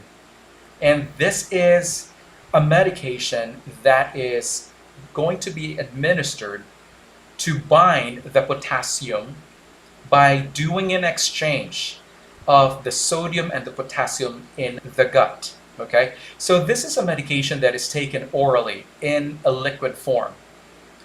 Mind you guys, this is quite nasty. This medication doesn't really look good. It looks like kind of brownish, grayish in color because I've given this medication 1,000 times to many AKI patients. And so this is something that you need to pay attention here. So when you're giving the Kayexalate, make sure that you have a fresh information on the potassium level, okay? You have to make sure that you are giving the medication based on the correct laboratory finding. Because if the potassium is 4.3, then why do you give Kayexalate? There's no need, right? We're only going to give Kayexalate if there is hyperkalemia. That is the reason. And the reason for that is to get rid of the excess potassium from the body by allowing it to be exchanged with the sodium ions in the gut. So it will be pooped out after a few hours, maybe 2 to 3 hours, or maybe 4 hours. So the patient will be having the bowel movement, and after that, we're going to have to check the serum potassium again. But before you give the medication, make sure that you are assessing the bowel sounds. This is basic pharmacology with regards to administering Kayexalate or sodium polystyrene. You have to make sure that you are assessing the bowel sounds. If your patient has active bowel sounds, then it's good to go. All right? You can go ahead. If the patient is wide awake, if they're alert to take the medication, they're able to follow instruction. If they don't have any problem with swallowing, go ahead, give the oral dose of Kayexalate. But if your patient has problems with swallowing, let's say they're probably lethargic, obtunded, or maybe they're just having problems with the swallowing. They have dysphagia. So maybe you get an order to place in a nasogastric tube to deliver the Kayexalate. But if the patient would refuse the placement of a nasogastric tube, you will have another option. And so another way of delivering the Kayexalate would be through perirectum, through enema. So another route to give the Kayexalate. Now, let's go back to the reason why we need to really assess the bowel sounds.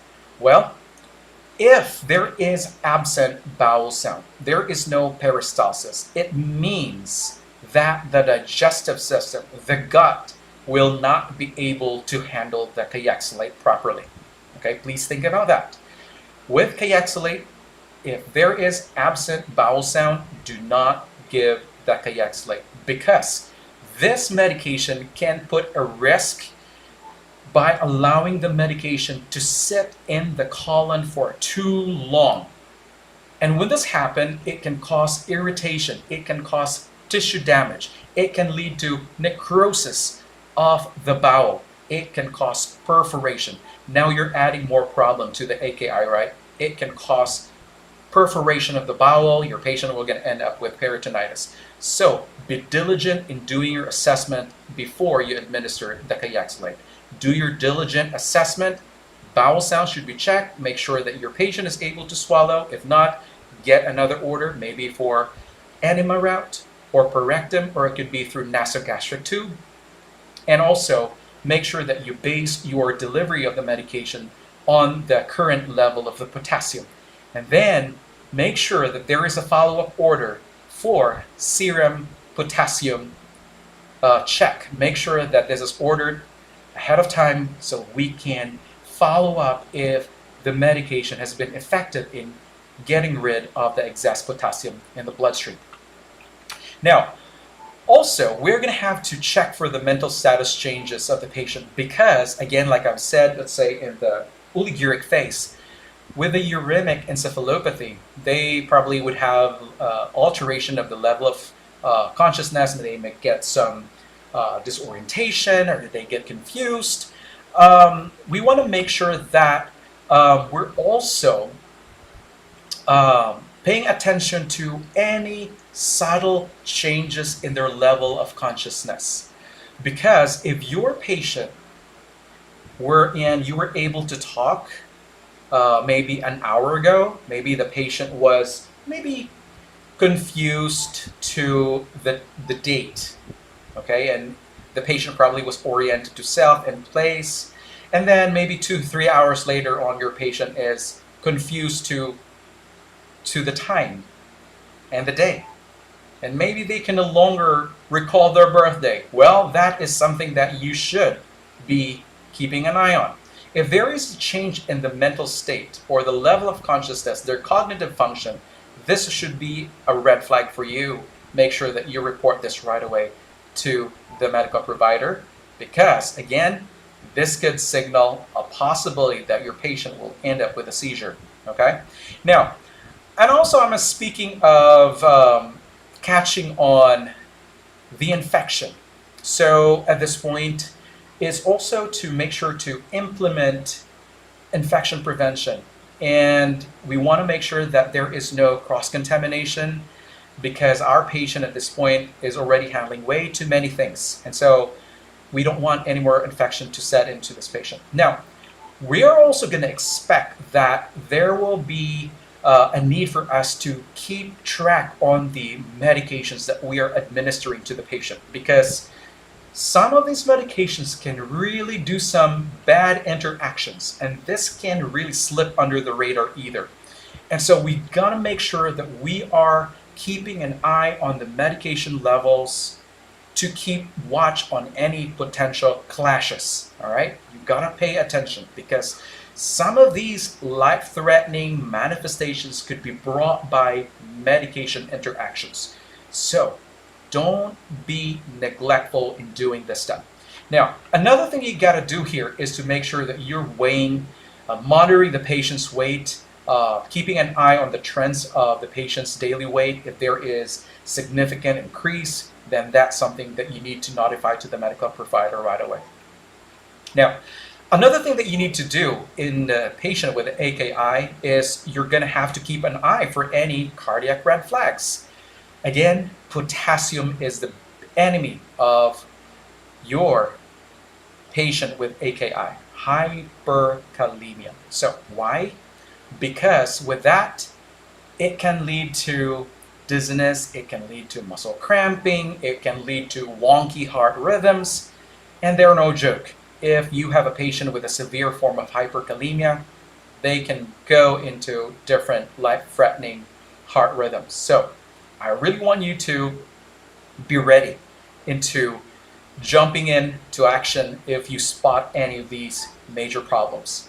Now, we're going to move into a reminder here. So actually, we are excited to announce that Stancoast is offering a free 90-day NCLEX training classes on this YouTube channel. And so you can join us for the live classes every day at 12 p.m. Eastern Time. And so I really encourage that you click and subscribe this channel. And so hit the notification bell as well so you can stay updated as well. And don't forget to share this with your friends who are also planning to take the NCLEX, so they can also get the perks of attending the free sessions.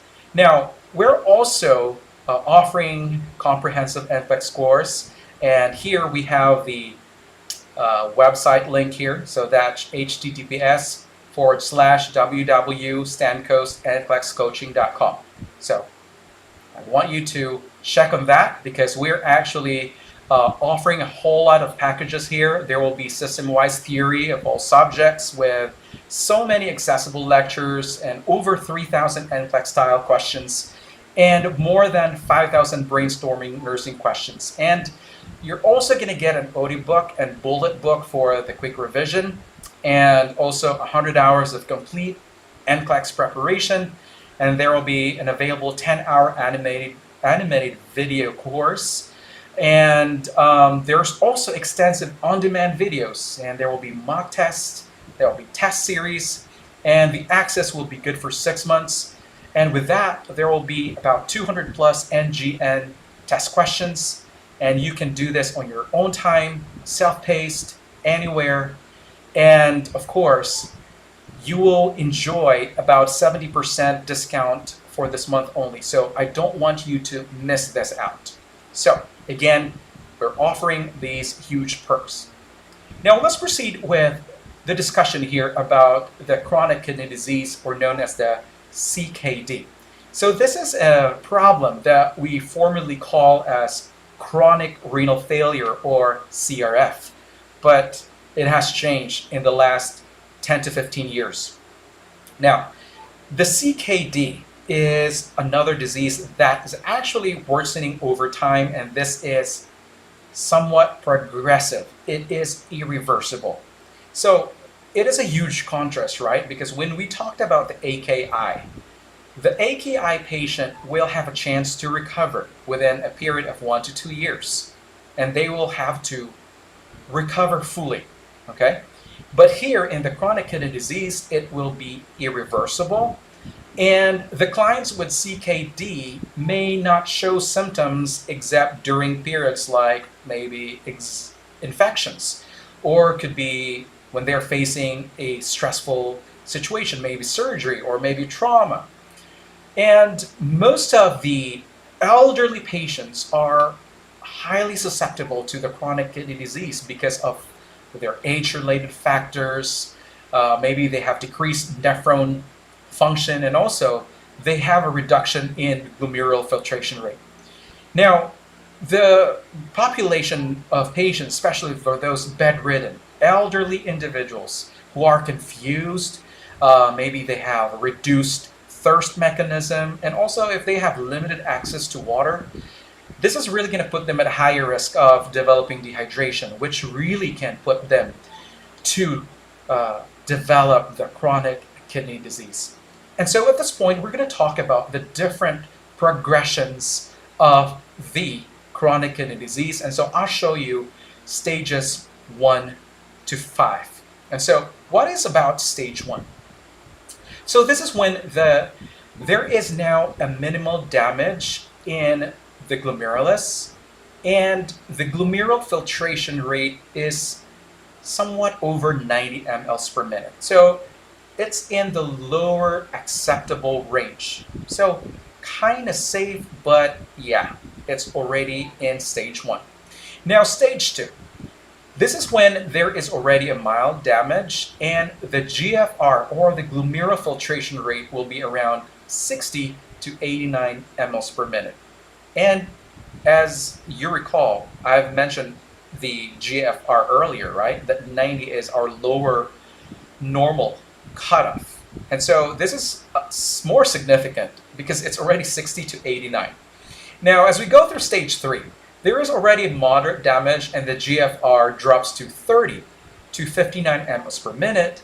And with stage 4, there's already severe damage, and the GFR is somewhere between 15 to 29 mLs per minute. So, not fun, right? But in some cases, with those patients that are not lucky, they're going to go into stage 5, and this is when the glomerular filtration rate is under 15 mLs per minute, and this is where it's going to go into end-stage renal disease. Okay? So, again, I don't want you to memorize all these numbers, but I want you to think of the lower normal cutoff, which is the 90. That would be your basis, because I don't want you to overload with so much information.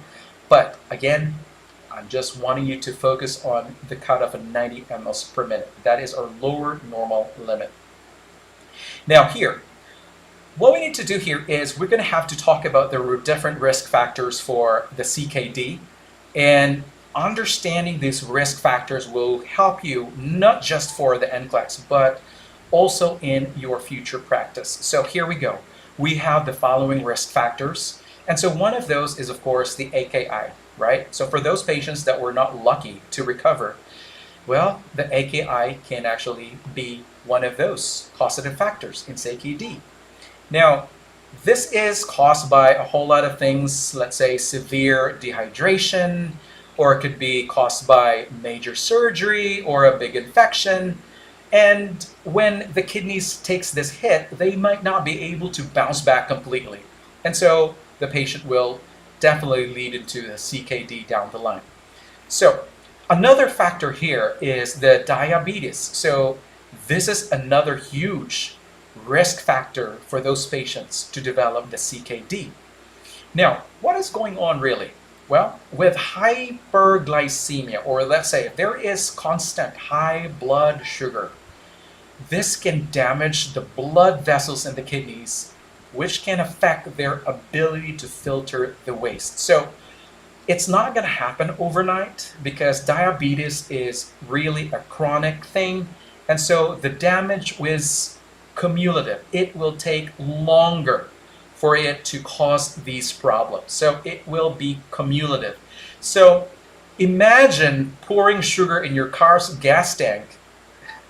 It will mess up things slowly, but surely. Okay? I want you to give it a try. Well, just kidding. Now, another factor for the development of CKD is chronic glomerulonephritis. So this is just a fancy term for a long-term inflammation of the kidney's filtering units, the glomeruli. And this can also be an ongoing inflammation that can form scar tissues in the kidneys. And it will also reduce their filtering efficiency. So it's just like you keep scratching the same spot on your skin and eventually it scars and doesn't work as well. Now, another risk factor here is taking those nephrotoxic medications. So here we go. Vancomycin, gentamicin, the NSAIDs. We got the popular aspirin, baby aspirin, could be the ibuprofen. Yeah, these are normally taken as, I'm talking about the NSAIDs. These are over-the-counter medications that can be abused over and over again. And so these medications are known nephrotoxic, and so they are gonna cause huge problems. Some of these medications can cause problems within just a matter of hours. I'm not kidding, especially for the gentamicin and vancomycin. If we are not looking into the creatinine levels of the patient while they are on the antibiotic therapy and also not looking into the creatinine clearance and the GFR, yeah, you're actually causing harm to your patient if you're not reporting this on time to the medical provider.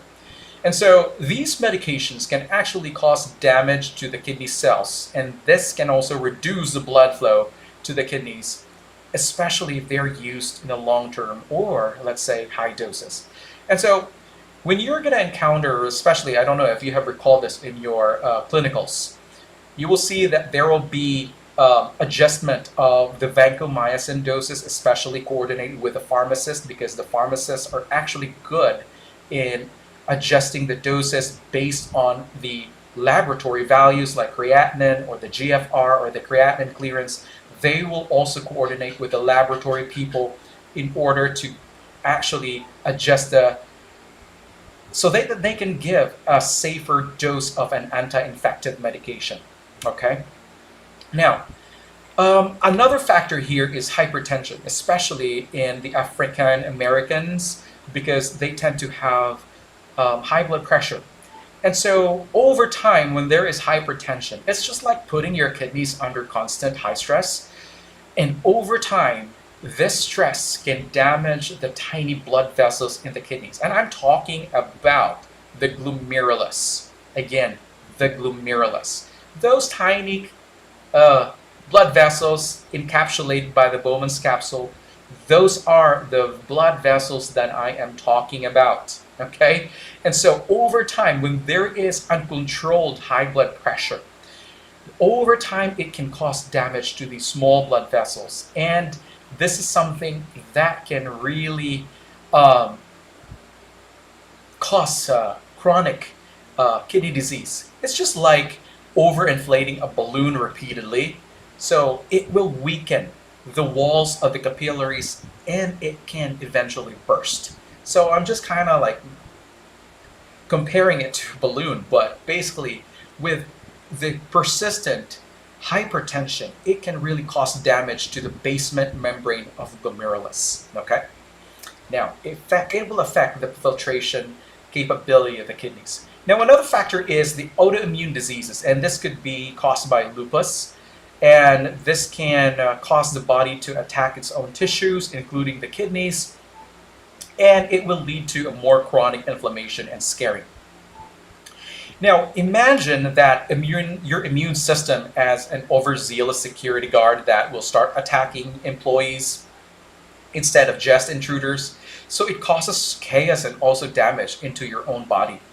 Now, another problem that could cause chronic kidney disease is polycystic kidney disease, wherein there is a genetic condition wherein there will be fluid-filled cysts developing in the kidneys, and it can also impair the kidney function.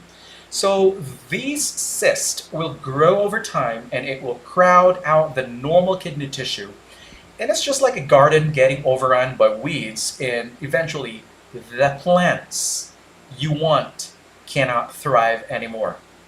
Now, another risk factor here is the pyelonephritis, which is a severe kidney infection that can happen repeatedly. It can cause scarring and also chronic kidney damage. And so it is like having multiple bad cases of the flu that leave lasting long damage. And so it will also cause repeated infections, taking a toll on the kidney health. Now, another risk factor is the renal artery stenosis, wherein there is a significant narrowing of the arteries that's supposed to supply blood to the kidneys. And so this will significantly reduce the blood flow and can lead to high blood pressure and kidney damage. Now, I want you to imagine thinking a hose while you're watering your garden. And so the reduced flow can stress the hose, and the plants don't get enough water at this point. Now, another risk factor is a frequent severe infection. So especially in the urinary tract, this can cause repeated maybe inflammation and damage to the kidneys. And so over time, this can lead to chronic kidney disease. So it's like if you keep getting strep throat, each infection can cause more damage and it can lead to much bigger health issues in the future.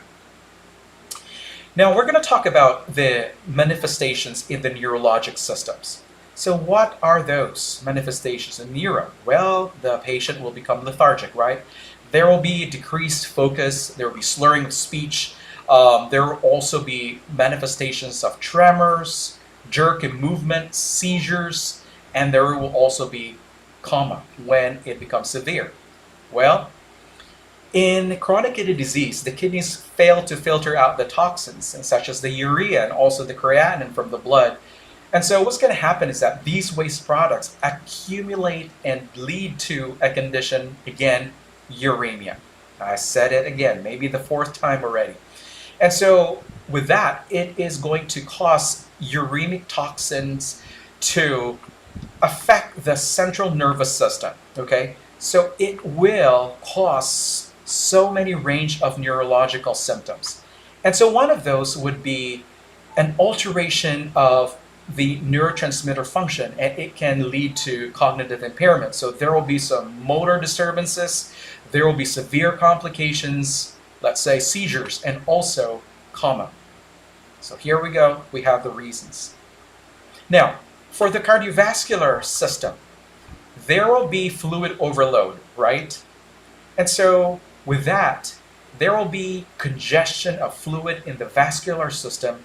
So when you are just looking at the patient, maybe at a distance, you will see the JVD, or positive jugular venous distension. All right? There will be some edema. It could be edema in the lower extremities, or it could be anosarca. There could be high blood pressure, heart failure, it could be arrhythmias. The person will also have some orthostatic hypotension at this time. And there will be elevation of the T waves because of the hyperkalemia. And so why is the JVD there? Well, again, it's because of the impaired filtration by the kidneys, allowing the fluid to retain in the vascular compartment. This is, again, fluid congestion. Now, why there's arrhythmia? It's because of the hyperkalemia. And with the orthostatic hypotension, why? The reason for that is because there is autonomic neuropathy. So the cardiovascular system is now confused on how to manage the blood pressure when there is sudden shift of position from supine to a standing position. Now, another thing is that there's also peak T waves, and the reason for that is because of the hyperkalemia. So I really want you to go back into your concepts with the EKG, because this is something that will also be potentially asked in your NCLEX. So peaked T waves It's one of those early signs of hyperkalemia. Now, we're going to talk about the respiratory manifestation. So what are we going to find here? There will be uremic breath. There will be deep sighing. There will be yawning. There will be cosmos respiration, tachypnea, also presence of crackles. There will be pleural friction rub, and also frothy pink sputum. Well, that's a whole lot of manifestations there. Well, we already know that the uremic breath is caused by the accumulation of what? The blood urea nitrogen in the bloodstream, and also the creatinine. And also, the shortness of breathing is closely associated because of the pulmonary edema, as I have mentioned earlier. There is that increasing hydrostatic pressure, and also there is now shifting of the fluid from the capillary in the lungs into the alveoli. Now at this point, we're going to have to also identify here that there's also a cosmos respiration. And the reason for that is because of the accumulation of the BUN and also the creatinine. And the pink frothy sputum is also related to the pulmonary edema. And so there is consolidation of the fluid in the pulmonary tree. Now, as far as the hematologic, the patient here will have anemia. As we know earlier, I discussed about the normal function of the kidney, which is actually to produce the erythropoietin. And so this is something that will be affected. There will be pallor, there will be weakness, there will be dizziness, and also some bruising, petechiae or melena, and of course a drop in the hemoglobin and also the hematocrit. And so why is bruising? The reason for that, okay, let's tackle first anemia. Well, it's because of the reduction in the erythropoietin production by the kidney. And so the patient will manifest the pallor, there are going to be weakness, dizziness, and the petechiae and the bruising, it's caused by their uremia. And the mechanism about that, it's because those uremic toxins can actually impair the platelet function. And this can really cause some minor bleeding, especially when the patient is bumping themselves into a hard surface, or maybe if they're going to cut themselves, they're going to end up with those minor bleeding. Now, at this point, we're going to talk about the gastrointestinal manifestations. There's so many. For the GI system, there will be mouth and throat ulcers, there will be bad breath, there will be blood in the stool, and also vomiting. And why? The reason for the mouth and throat ulcers and also the bad breath, the blood in the stools, it is because of the uremia. The association of the uremic toxins is that they can irritate the mucous membranes of the GI tract, and this can form ulcers. And well, of course, the patient would have that characteristic uremic theater, okay? So they have that bad breath. And so with accumulation of the toxins, this can also cause the patient to be nauseous and end up with vomiting. And at some degree, there will be blood in the stools. That indicates that there is gastrointestinal bleeding, and that is because of the irritation of the mucosal lining and coupled with the platelet dysfunction and also the mucosal erosion. Now, as far as the musculoskeletal system, the patient will develop the osteodystrophy. Okay, we're talking about chronic renal failure. This can happen over time. And recall again that the kidneys are responsible supposedly to produce the vitamin D, right? The active vitamin D3, calcitriol. So with that, there is now hypocalcemia. The bones will become fragile. They will develop pathologic fractures because of the lack of vitamin D. Okay? So again, the reason for that is partly vitamin D decrease, or there is no synthesis of the vitamin D, and also because there is an imbalance between the calcium and also the phosphorus inside the body. And so this is what we refer to as the secondary hypoparathyroidism. And so With that, the patient will actually have low calcium levels. However, they're going to end up with high phosphorus. And so what's going to happen here is that the body will try to pull those stored calcium ions from the bone structures. And so this is what we call as bone resorption. And with that, it will cause the bone structures to become weak and they will become osteoporotic. Now, we're going to talk about the renal system. And so there will be proteinuria, hematuria, and the reason for that is, again, the damage of the basement membrane in the glomerulus. It's now allowing the larger proteins, the albumin, and also the red blood cells that's supposed are not to be leaking out into the urine, supposedly not. And so at this point, they are now going to be seen in the urine lab studies. And so here, the skin will also be affected. There will be yellowing in the skin, there will be dryness, there will be itching, also uremic frost. There will be some crystals on the skin. It's no fun because it's very itchy.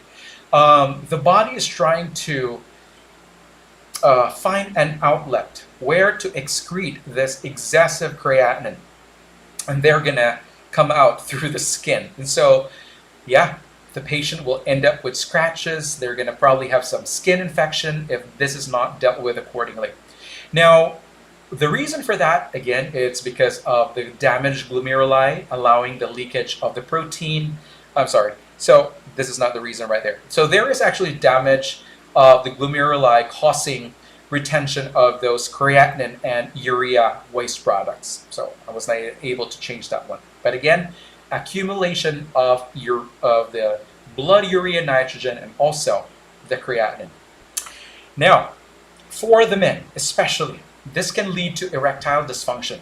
No fun, especially if the person or the patient wants to be active sexually, but they will suffer this kind of issue. And the reason for this erectile dysfunction is because of the hormonal imbalances, and there is a decreasing level of testosterone and other sex hormones. So another reason why they will have ED in CKD, it's because of the chronic vascular changes and also the nerve damage from prolonged high blood pressure. And it could be associated with the diabetes, which are common comorbidities, and this can also contribute to the erectile dysfunction. And so overall, the impaired renal function can also lead to generalized poor health, further affecting their sexual function. Now at this point, we're going to talk about the lab tests. And some of these lab tests are already presented previously in the manifestations, but I really want to emphasize these one more time because I want you to keep this in your subconscious. Now, one of those tests that we'll be talking about will be the urinalysis. So what is the reason why we're going to have to collect the urine specimen? Well, simply, we're going to check for the protein level in the patient's blood, and we're also going to check for the specific gravity. And so in a patient with a CKD, they're going to manifest proteinuria. There is an increased level of protein leaking into their urine. And so this is one of the key things that we have to look in our CKD patient. And so with the urine-specific gravity as well, like I have said earlier, it can be somewhere between low to normal urine-specific gravity, because in CKD, the specific gravity can be below to normal, because that means that the urine is less concentrated because the kidneys are losing their ability to concentrate. Or if when they try to stay around 1.0 or 1.010, which actually is somewhat kind of like close to the normal range. Now, another lab study that we need to keep an eye on is the blood creatinine or serum creatinine, which can give you an idea, because this can really gradually rise over months to years, and this can elevate up to 15 to 30 milligrams per deciliter. So this will be a gradual increment of the creatinine level. So as we know that creatinine is actually a byproduct, or it's a product from muscle metabolism that your kidneys normally filter out. But in CKD, these levels are gradually rising because the kidneys are not filtering efficiently. So they are still able to filter, but at a rate that they're not capable anymore to clear them out effectively. And so the BUN as well will start to elevate, and it will be parallel with the creatinine. And so you will see some blood urea nitrogen that can be 10 to 20 times above their normal.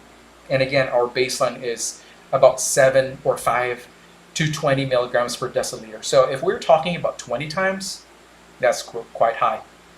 Now for the electrolytes, we're going to expect some low sodium at this point. We're going to see some hypocalcemia, hyperkalemia, hyperphosphatemia, and also hypermagnesemia. And so with these electrolytes being imbalanced, I really want you to keep an eye, especially the hemodynamic status of the patient. Like again, hyperkalemia is not the friend of the heart cells, right? And so with the the hyperkalemia, again, it can cause life-threatening dysrhythmias, and also the reason why the magnesium, the phosphorus will elevate, it's again because the kidneys are no longer effective in excreting these excess ions. Now, as far as the complete blood count, what you will expect in a patient with a CKD, they're going to have low RBC, low hematocrit, and there will be low hemoglobin. And so, again, the reason for that, it's because of reduction in the erythropoietin production by the kidney, which is supposedly going to be released by the kidney, right? To trigger the production of red blood cells by the bone marrow, but no, it's no longer there. And so our patient here will be fatigued. They will have the classic pallor. They will not be able to tolerate a whole lot of daily activities at home. They will get short of breath if the anemia is so severe. And some of these patients would really end up with blood transfusions if they get to a certain level, let's say less than 8 or less than 7 grams per DL. Or they can also receive one of those synthetic hormones such as erythropoietin or the Procrit injections. Now, let's take a look into the different diagnostic tests here. And so one of those diagnostic tests is the cystoscopy. So what is this? This is going to reveal any problems in the bladder, maybe inflammation or maybe damage caused by the urinary tract infection. That can also complicate into CKD, and the cystoscopy may be one of those tests that will be ordered in order to detect any structural abnormalities. Maybe there is a tumor that may affect the kidney function as well. Now, another testing here is the retrograde pyelography, which can identify the blockages or maybe strictures in the ureters or the pelvis of the kidney. Maybe there is an obstruction, maybe a stone, tumors, or maybe scarring of caused by the chronic infections, or maybe the pyelonephritis.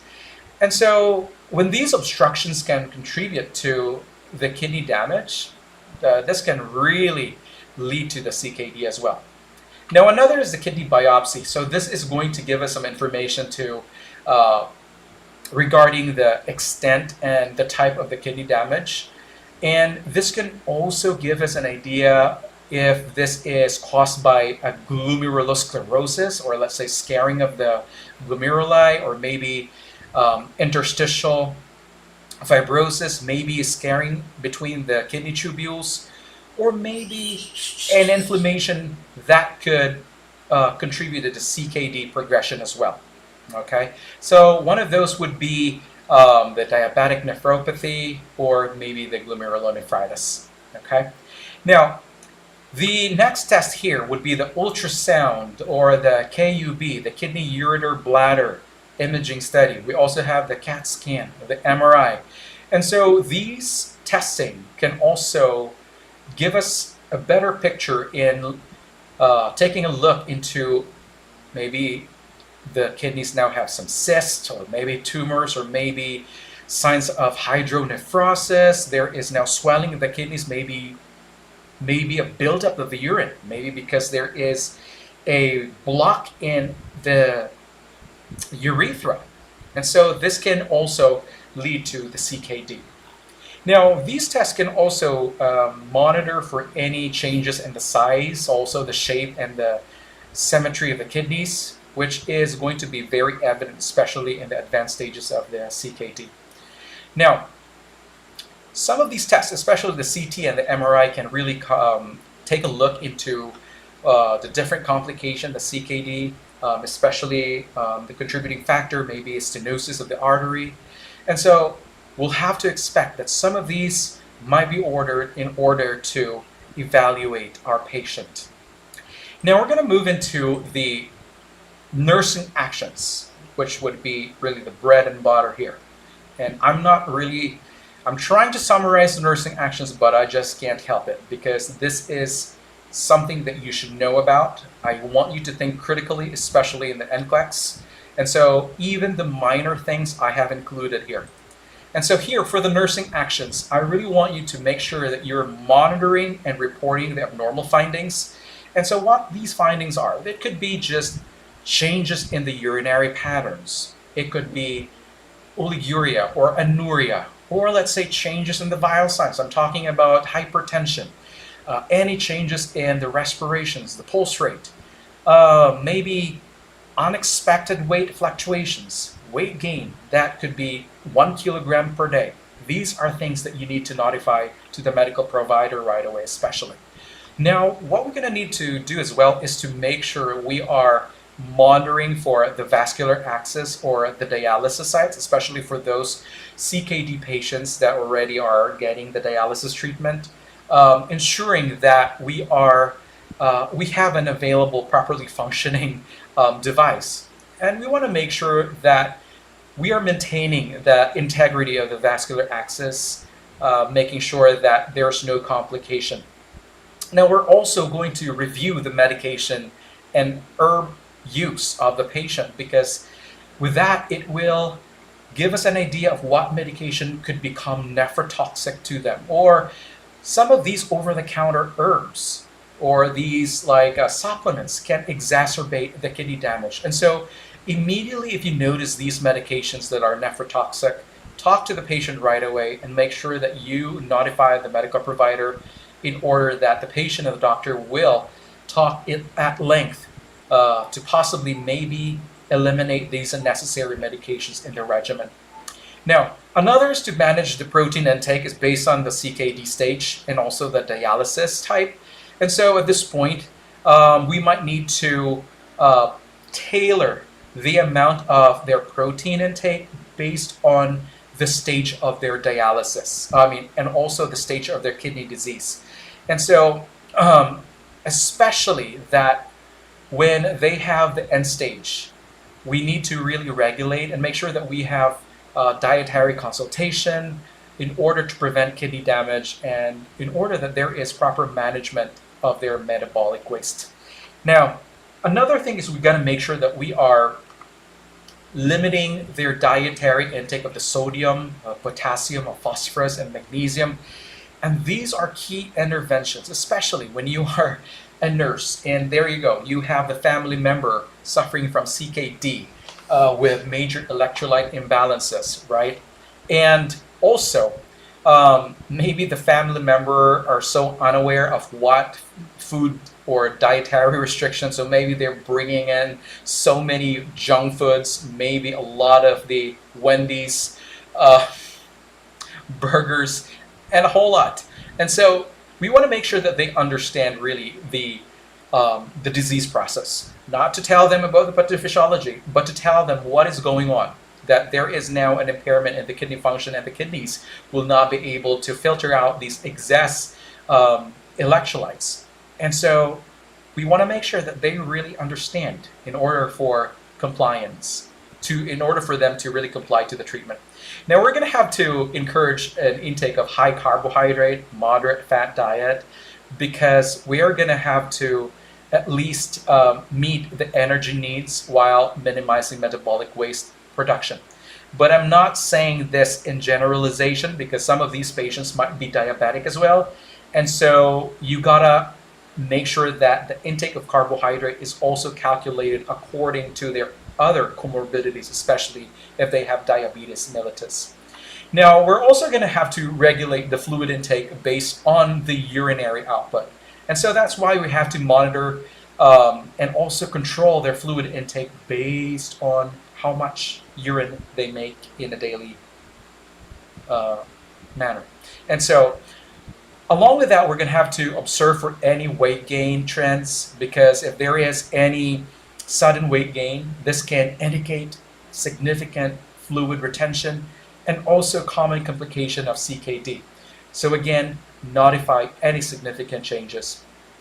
Now, another intervention here is to make sure that we are maintaining meticulous skincare and also maintaining access site hygiene. And so I'm talking about those dialysis sites access. So we want to make sure that we are preventing infections, especially those dialysis or vascular access. Now, we're also going to have to balance the patient's activity and rest in order to help them conserve their energy and also prevent fatigue, which is very common in CKD patients. Because we really don't want our patient to just stay in bed the whole time, because the more they stay in bed, the more that they're going to encounter or experience some more complications. And another is that we're going to have to prepare the patient for the dialysis sessions and also the hemofiltration if needed. So for those patients that may require renal replacement therapy, we also need to prepare them physically and emotionally for the procedures, because this can be somewhat stressful for them. They're just afraid of the unknown. What could potentially happen to them while they are in session? Maybe they have heard something bad from maybe a family friend that may have the same issue. And so we really need to have a heart-to-heart talk to the patient at this point.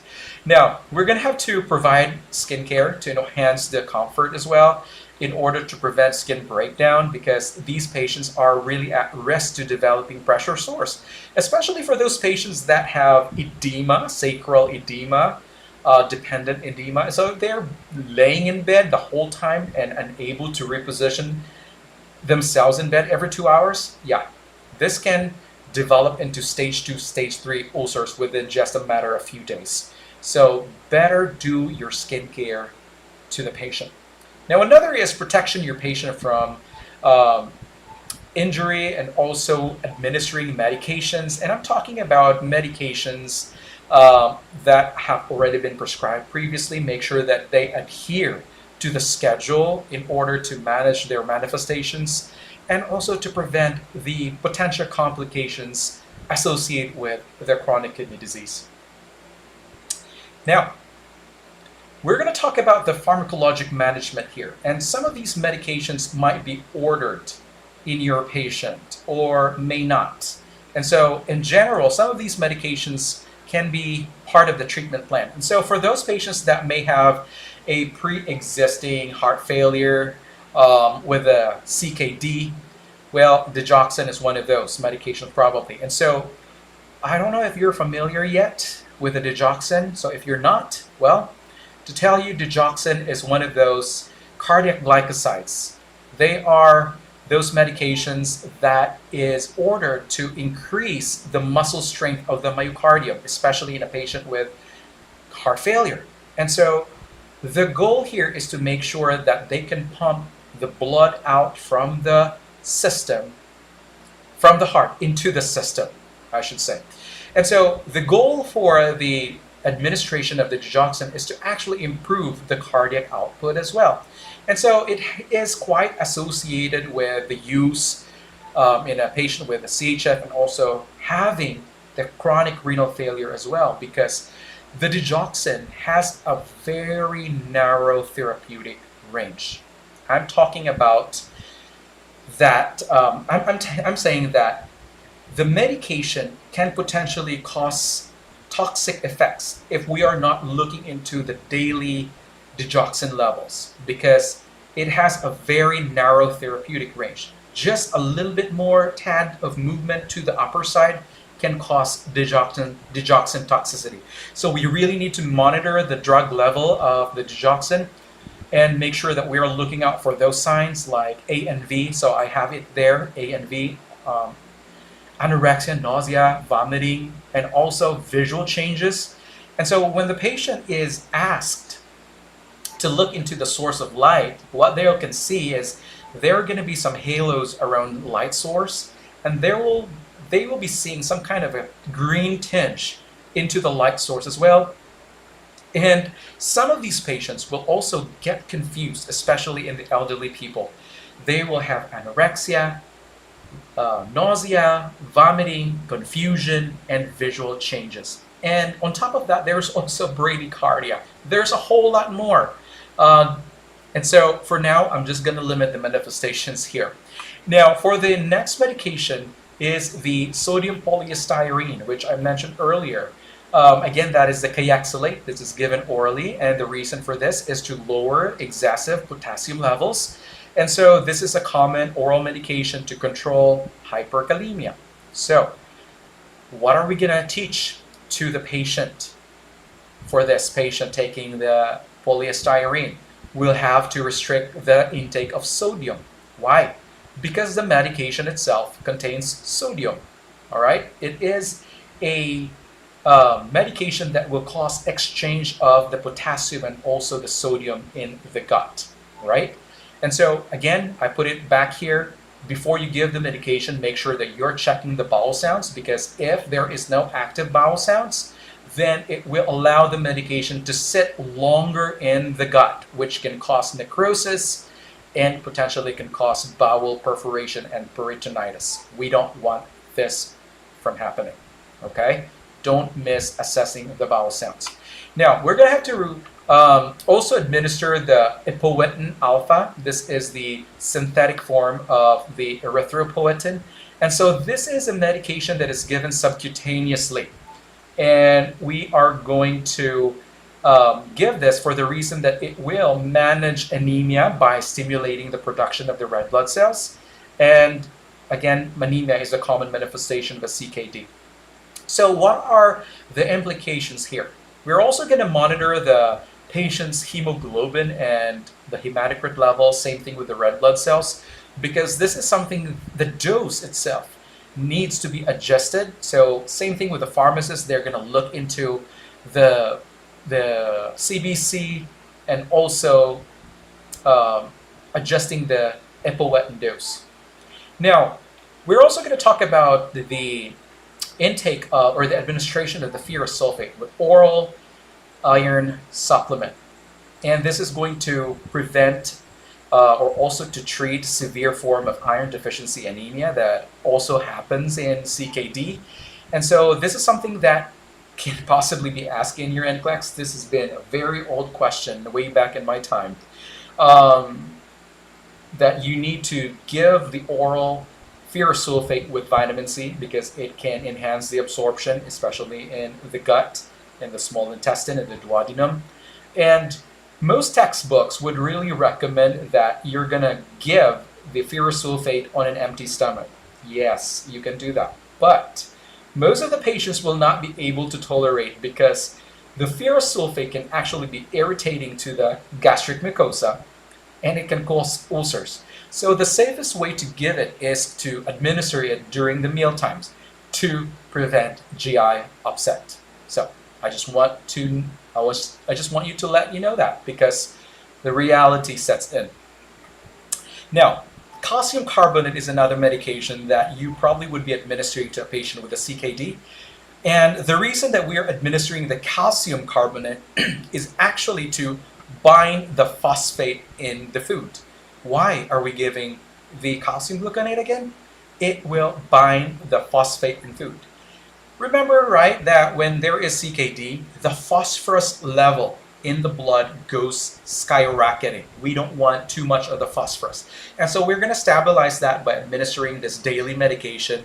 And this has to be given with meals. And you need to pay attention, because this is a medication that needs to be separated at least 2 hours from the other medications to prevent any drug interactions. So the other nursing action here is to make sure that you're going to administer probably or get an order for a stool softener or a laxative, because the calcium carbonate can cause constipation. Or you can also initiate teaching the patient rather to take in a whole lot of high fiber foods, if not contraindicated, to control or to regulate constipation or manage the constipation. Now, another medication that you'll potentially administer is the diuretics in the form of furosemide or bumetanide. Why? Well, some of these patients probably would really have high chances to developing pulmonary edema. And so some of these patients would be taking furosemide for quite some time for long-term use. However, though, this is something that you need to pay attention, because this is not supposed to be given in patients that are already in end-stage kidney disease. Although this can be used in some CKD patients for instances wherein there is pulmonary edema, wherein you're going to have to give the furosemide intravenously to get a much faster therapeutic effect, especially if they're hypoxemic already, if they're having difficulty of breathing. You really need to act on it so fast in order to prevent the pulmonary edema or to treat the pulmonary edema. Now, we're going to talk about the therapeutic procedures here, and we'll continue some of these tomorrow, but for today we'll talk about the dialysis, hemodialysis, which is actually a crucial procedure for managing different kidney conditions. So if you have a misconception about the use of hemodialysis, it can actually be part of the treatment when the patient has acute kidney injury, or it can also be used in a patient with a chronic kidney disease. So please keep in mind about that. It's not just intended for CKD. Now, picture this, that your blood is coursing through a dialyzer, which is basically a sophisticated filter before making its way back into the circulation. But why are we gonna have this kind of modality? Well, the reason that the patient would require the dialysis is because they need to have maintenance in the balance within their body, because their kidneys cannot do their job anymore, or else the patient will die probably in just a few hours when they're not going to be able to manage the hypervolemia. If they have the uremic encephalopathy, the metabolic acidosis, yeah. So definitely they need to have this treatment to regulate, to get rid of the extra toxic products out of the system. So when is actually the best time, or when do we rely on the hemodialysis? Well, you have one of the reasons here. Well, one of that is the fluid volume overload. And also, they are also gonna, for those patients that might have some uremia, for those have uremia in AKI, or let's say CKD, or let's say if they have renal insufficiency, or maybe they have some one of those life-threatening electrolyte imbalances. Now, what are we going to do here as nurses, especially if you are preparing the patient for dialysis? So what are we going to have to implement here? So we're going to have to talk about ensuring that we have the correct informed consent, making sure that this has been ordered by the physician, make sure that the informed consent has been signed, and make sure that we're also maintaining the use of the temporary dialysis access. It could be a temporary catheter, or it could be a fistula that has been matured already for several weeks. And so we want to make sure that we are maintaining the integrity of these dialysis access in order that we can use them readily. Now, another is that we're going to have to assess the functionality of the device. Well, of course, we have to check for the bruit and the thrill, and also the distal pulses and the circulation, because if you are not going to be able to feel for the radial pulse, which is distal to the fistula, well, there's probably a clot that is blocking the circulation. And this is something that is going to need an immediate action. This needs immediate revision. And so you have to find out for those circulation issue and differences in the pulsation for those patients with the fistula. Now we're going to have to make sure that the patient also knows that that we should maintain avoiding those procedures like measurement of the blood pressure on the arm where the dialysis axis is. And this is something that is probably this has happened several times already for those who are negligent in checking their patients. So maybe they're not reading into the medical history. Maybe they're checking or starting the IV on the wrong arm. So this has happened several times. And so maybe the lab technician has done the venipuncture on the arm that has the dialysis axis. And so these are those things that need to be avoided, all right? Because these can change the integrity of those dialysis axis. Now we want to make sure that we are checking on the labs, also the weight, also the collaboration with a medical provider, especially with medication. So if there is, let's say, an immediate need to schedule the dialysis right away, then we need to consult with a medical provider to see if some of these medications can be withheld and be administered after the dialysis. And so these are things that need to be communicated right away. Now also we're going to have to talk, educate our patient about the frequency of the dialysis sessions, because some of these sessions can take place maybe twice or 3 times a week, and the sessions can range from 3 hours to 5 hours. Some of these patients probably would have shorter dialysis sessions because they cannot tolerate. And so yeah, there are some variations in the amount of time needed for the dialysis sessions.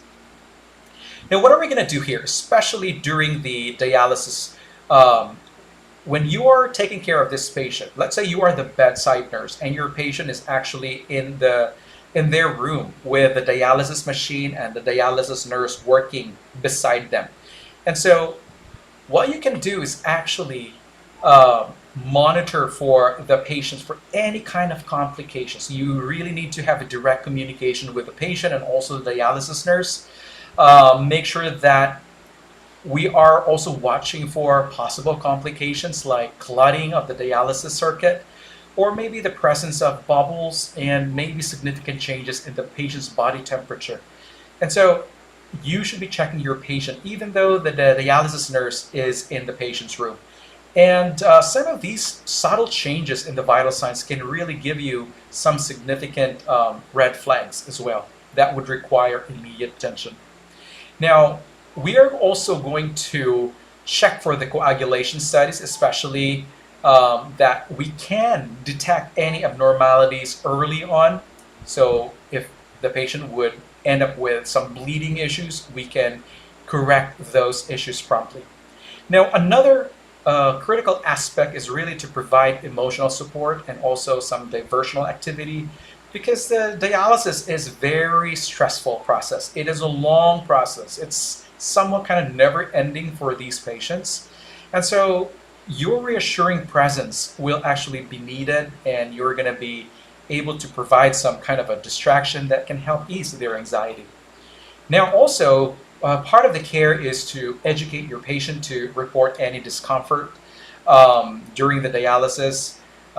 And the most important thing here is to tell them to report right away any signs that they feel unwell, okay? Any new manifestations that they probably will encounter, because these manifestations could probably some red flags before these problems become more full-blown, okay? So these complications need to be avoided right away. And so one of those complications I'll be talking in the next few slides here. So the next nursing actions, especially after the procedure, is to continue monitoring their vital signs and lab value. So after the dialysis nurse has been done with their dialysis session, so they probably have given you the report already, and the patient is in the room. You are the primary nurse taking care of this patient, and so now it's your turn to really step in. So you will be monitoring your patient's vital signs and also to follow up with the lab values and make sure that you will do ongoing assessment. Check onto the dialysis access device. Maybe there is some bleeding, there might be some hematoma, or there could be some other issues that they will manifest. There may be some shortness of breathing, there might be some bleeding going on. So you have to be ready for these complications to arise. Now, we're going to have to reinforce the educations that you have previously given to the patient and make sure that they adhere to those same precautions. Now, we're going to have to talk about the different complications here. I hope that I can finish this up before the time is up. And so one of these complications would be the infection and also clotting. So these are two interrelated issues that can commonly occur in a dialysis. And so what we can do to prevent here, especially, is to prevent the clotting by making sure that there is anticoagulation. I'm not talking about that you, the primary nurse, to inject heparin into the patient. No, it's the dialysis nurse job to actually to administer the anticoagulant during the dialysis in order to prevent the clotting. Now, we're also going to have to periodically assess the patient for any signs of bleeding, especially after the administration of the anticoagulants. We make sure that we are always using aseptic technique when cannulating, when the dialysis nurse is cannulating the access site, in order to minimize the risk of infections. And also we are assessing the site for thrill and auscultate of bruit. And so when you are the primary nurse, you definitely need to assess these the dialysis access device as well. That's part of your assessment. That is your main role as well. And so we make sure that these dialysis sites are working properly. If not, we have to report this to the dialysis nurse or also to the renal doctor. Now we're going to have to inspect, for example, we have disequilibrium syndrome. So this is another complication that can readily occur when there is rapid removal of the urea during the dialysis. Okay? Again, the disequilibrium syndrome is another complication caused by the rapid removal of the BUN. Okay? Because this can result into cerebral edema and also neurologic symptoms. Okay? And so if the dialysis has been done way too fast, it can cause some osmotic gradient differences. So it will cause shifting of the fluids into the cerebral cells that can cause edema. And so the patient here can potentially develop seizures. And that is going to be addressed right there and then. So in order to prevent this from happening, the dialysis nurse will be slowing down the exchange rate in order to prevent this and make sure that we are ready to administer anti-seizure medications or anticonvulsants if the patient is at risk to developing the seizure. Now again, the disequilibrium syndrome doesn't happen on every patient, but can happen for those patients that have like maybe times 10 BUN levels. And so they are most at high risk to develop this problem. Now another is hypotension. This is going to be a frequent complication, especially during the dialysis, because of the rapid removal of the fluids. And the main goal here is to actually be cautious in replacing the fluid volume with IVF or colloid in order to restore the circulating fluid volume. And also the dialysis nurse should reduce the rate of fluid exchange in order to prevent further dropping of the blood pressure. Yeah, I can still remember vividly working as a night shift nurse, and some of these patients still have dialysis even early in the morning hours. Um, these patients are quite exciting, very exciting because of electrolyte imbalances, and some of these are patients are on cardiac monitoring device continuously. So you're going to be on your toes all the time. Now, when this happens, you're going to have to lower the head of the bed of the patient in order to allow the blood to return to their heart, allow venous blood return, and also to relieve the hypotension. And if the other measures have not been effective, then there is a need to stop the dialysis session in order to stop the hypotension. Now, another problem here is the anemia. And so this is another frequent issue for patients undergoing hemodialysis. And this is because of the reduced ability to produce the erythropoietin. And so we're going to administer the erythropoietin injection in order to stimulate the production of RBC. And we're going to monitor for the hemoglobin and RBC levels as well, because this will really be one of the bases in adjusting the dose and to check if the interventions have been effective. Now, anemia can also lead to hypotension and a rapid heart rate, so we're going to have to keep an eye on the vital signs to catch any of these issues early.